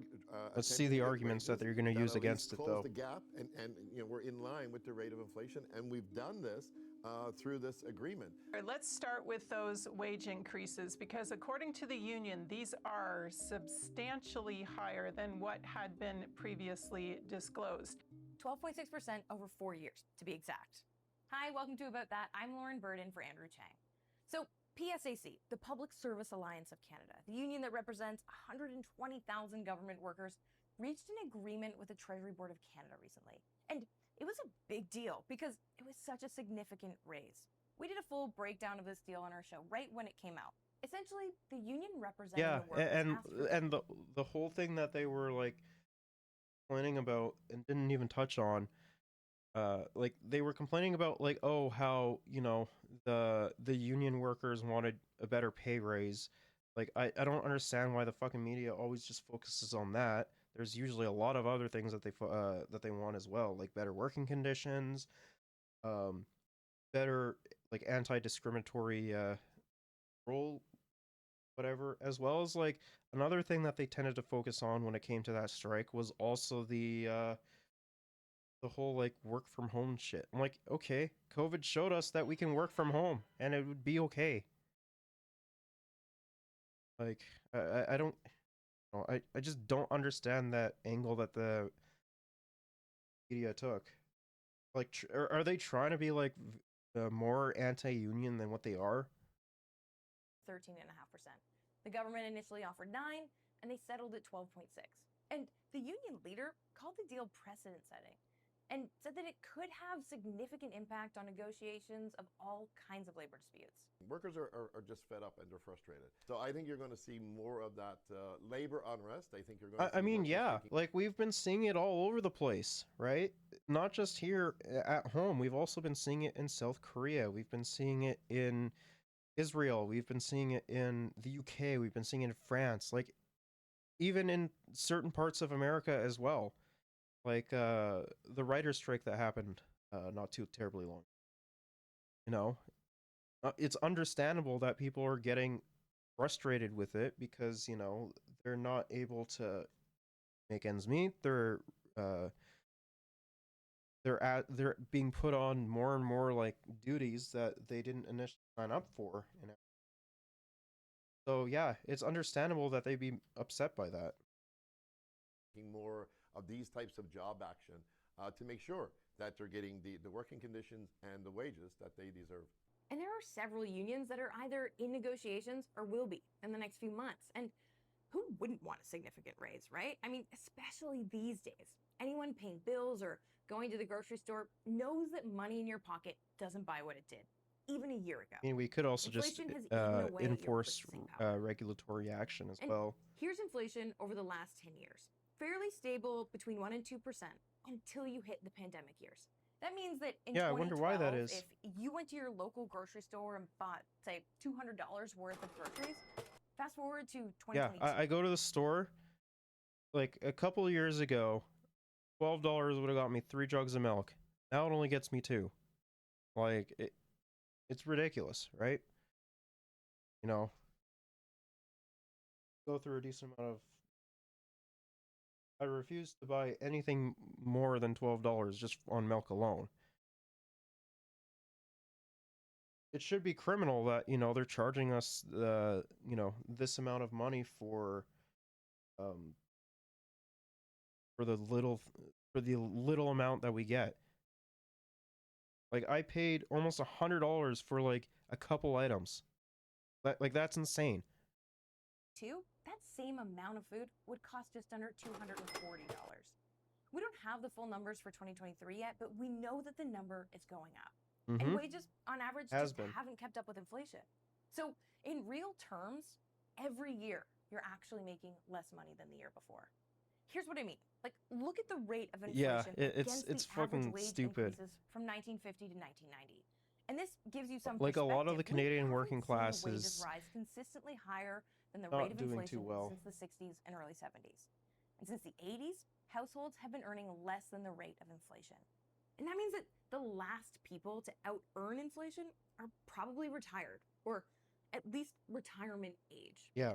So looking at that 12.6% PSAC got over 4 years, it's sounding even better in context. And it made us wonder, like, could this be a good time to ask for a raise? Or could a potential recession close that window? The IMF says things will get worse before they get better. You're going to be in for some turbulent times economically in 2023. There is an acknowledgement that we are I love how these, grocery CEOs are like, oh, it's COVID supply chains and the war in Russia, Ukraine. Like, yeah, that's totally why it's going up.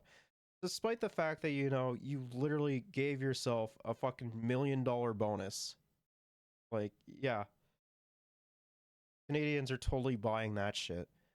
in a really uncertain time. Despite the fact that, Galen Weston alone has stepped down from being CEO of, I think it was like PC or whatever the fuck. But he's still in an executive position. Like, it's not going to change anything. It's the Bezos strategy, right? Economy. To help us sort this out, I'm going to go talk with our good friend and senior business correspondent, Peter Armstrong.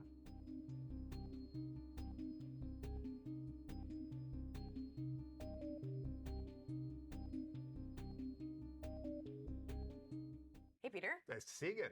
Thanks for being here. All right, so inflation has been raging for the last year. It's coming down, but still it's strong. And so, a bump in your paycheck is probably a really good thing right now. Not bad, for sure. Yeah, I want to show you. Yeah, what and it's Jonathan- not like, companies can't afford to give people a living wage either. I'm so jealous of what fucking Denmark does, man. I would love to make like $24 an hour. Weir said. He's a labor historian at George Brown College. This is a big victory for PSAC. This is a big victory for the trade union movement in Canada. This is a big victory for workers.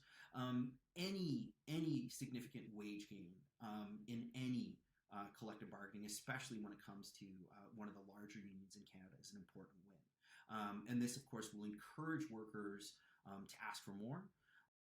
Okay, right. 12.6 over 4 years. Is this a deal that other labor groups are going to be looking at to try and achieve? He's entirely right. It's going to encourage workers to ask for more, and that's great. You want workers to make more, work more hours, make more money, because then they spend more money and the whole economy that grows. is the inherent contradiction within capitalism itself.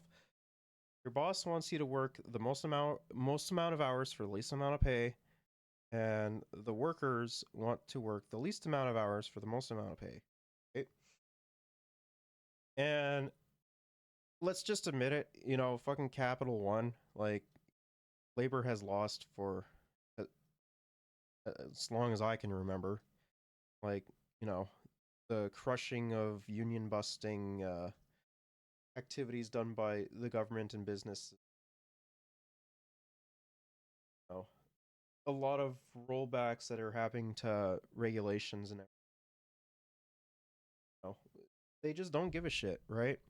And the fact that they didn't sign back to work legislation in for the, what was it, I think 150,000 members that went on strike, that is very surprising to me, because the Liberals have, agreed with the Conservatives to put them back on, get them back to work and not striking with back to work legislation. It's good for employees, it's good for employers. The question is, will this serve as an inspiration? Sure. Is it also potentially kind of a high watermark?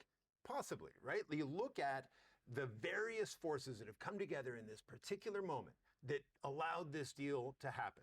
Inflation rising. So you couldn't say, oh, please accept a 1.5% raise when inflation is up around 8%. Of course not. Right.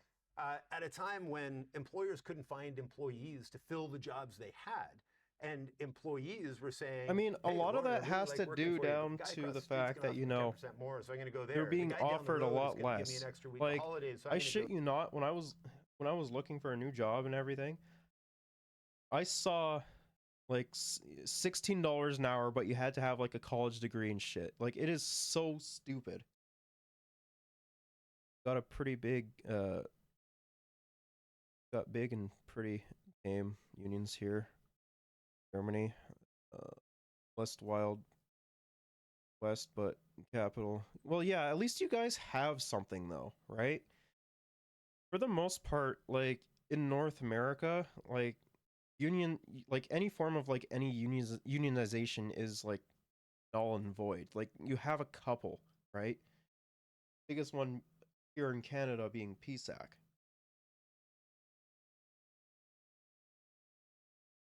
I think we should be moving to more towards like maybe it has, but that's just me wishfully thinking.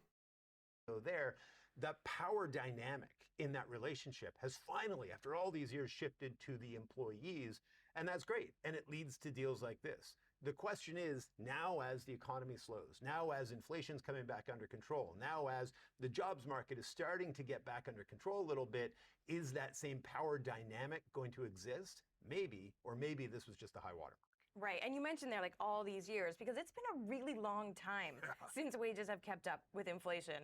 I want to go back to Jonathan. So really, when it comes to wage increases, the sort of golden era is a period called the post-war labor settlement, or the post-war labor compromise. And this is a period really that begins at the end of the Second World War and lasts until the hyperinflation of the 1970s. And this is a period characterized by consistent wage increases across economies in the global north. So we haven't seen consistent wage increases since the 80s. Like, why is that? There's a bunch of reasons that sort of conspired to have that happen. One, think about that post-war era was one of incredible innovation, of incredibly huge gains in productivity, of I mean, massive that's still changes in happening, the workforce. right? And so as employees were getting more productive and as companies were getting more innovative, there was more money to go around, there was a willingness to share it, there was a demand from employees to get their fair share. And then you get into the 80s, and there was a recession, then there was technological innovation, the dot-com bubble, that helped one sector of the economy, but then crushed everybody for a little while. You go into the 2008 financial crisis. We've just been kind of stumbling from one crisis to the next, which is never a great time to try to claw back gains for employees. And Why? then you get into this moment, Well, like, which honestly, has seen why? inflation rise just enough. Wages never kept up, but enough that employees could make those demands. And we've seen massive immigration into Canada. That's really helped with employees being able to say, I'm going to go across the street because there's more new jobs opening up. The economy is growing. So that last sort of however many decades of low innovation, low productivity has really hampered workers' ability to get more and extract more out of their negotiations.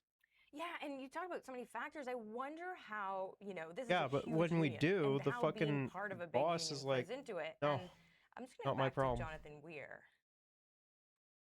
One of the things I think that we're really seeing, especially among younger workers, is younger workers are really seeing the benefits of unionization, especially as more and more younger workers are being forced into low wage. Like imagination or like immigration, So it's increasingly what you're good starting for to see is you're starting business to see side. younger Yeah, workers exactly. taking the lead when it comes And to like the funny unionization. thing is that Florida's figuring that out right now, because a lot of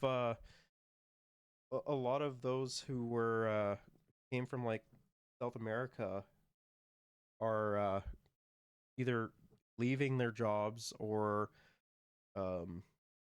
completely using to deliver stuff to Florida. And unionizing workplaces that historically haven't been unionized.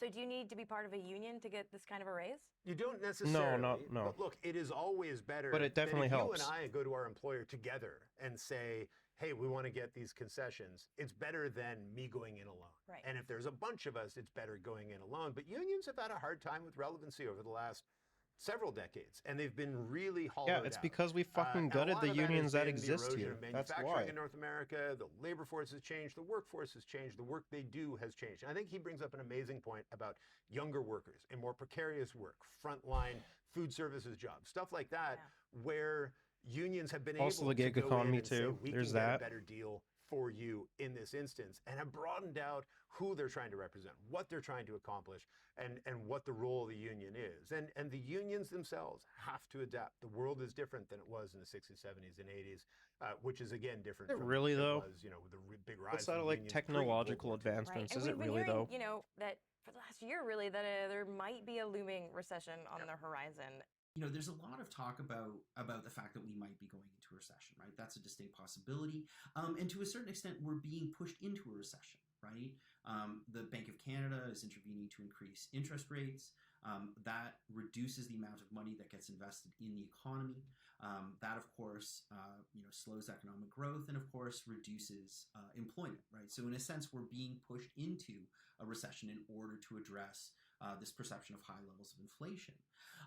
We're, of course, going to need to get out of that recession as well. And one of the best ways to get out of a recession is to ensure that workers have more money, that working people have more money, that then gets spent on goods and services in the economy, that then leads to further economic growth, right? So there's a balancing act that the Bank of Canada is trying to do. All right, so what do you think of what he said there? Do you need to make more to get out of a recession? Yes, but you got to solve the problems in front of you. And right now, Yeah, we're not just in a recession. literally tax right now, fucking the problem is corporations and the wealthy elite. Yes, he's right that the Bank of Canada is deliberately slowing the economy and potentially pushing us into a recession. But people are just going to buy shit, right? He's right on that as well. And the balancing act is solve the problems in front of you first, which is inflation, deal with the next problem, which might be a recession down the road. And if inflation's back under control and the economy does go into the ditch, you can move interest rates back up or back down to try to stimulate the economy into more growth again. So it is a balancing act, and it's a super tricky one. I certainly don't envy the Bank of Canada in this. Absolutely. Thank you so much. Yeah. All right. Well, that's gonna be it for me. I gotta go. Thanks for everyone stopping by. Tomorrow probably play more Zelda. I really want to play more Zelda, so I guess we'll be doing that tomorrow. Till then.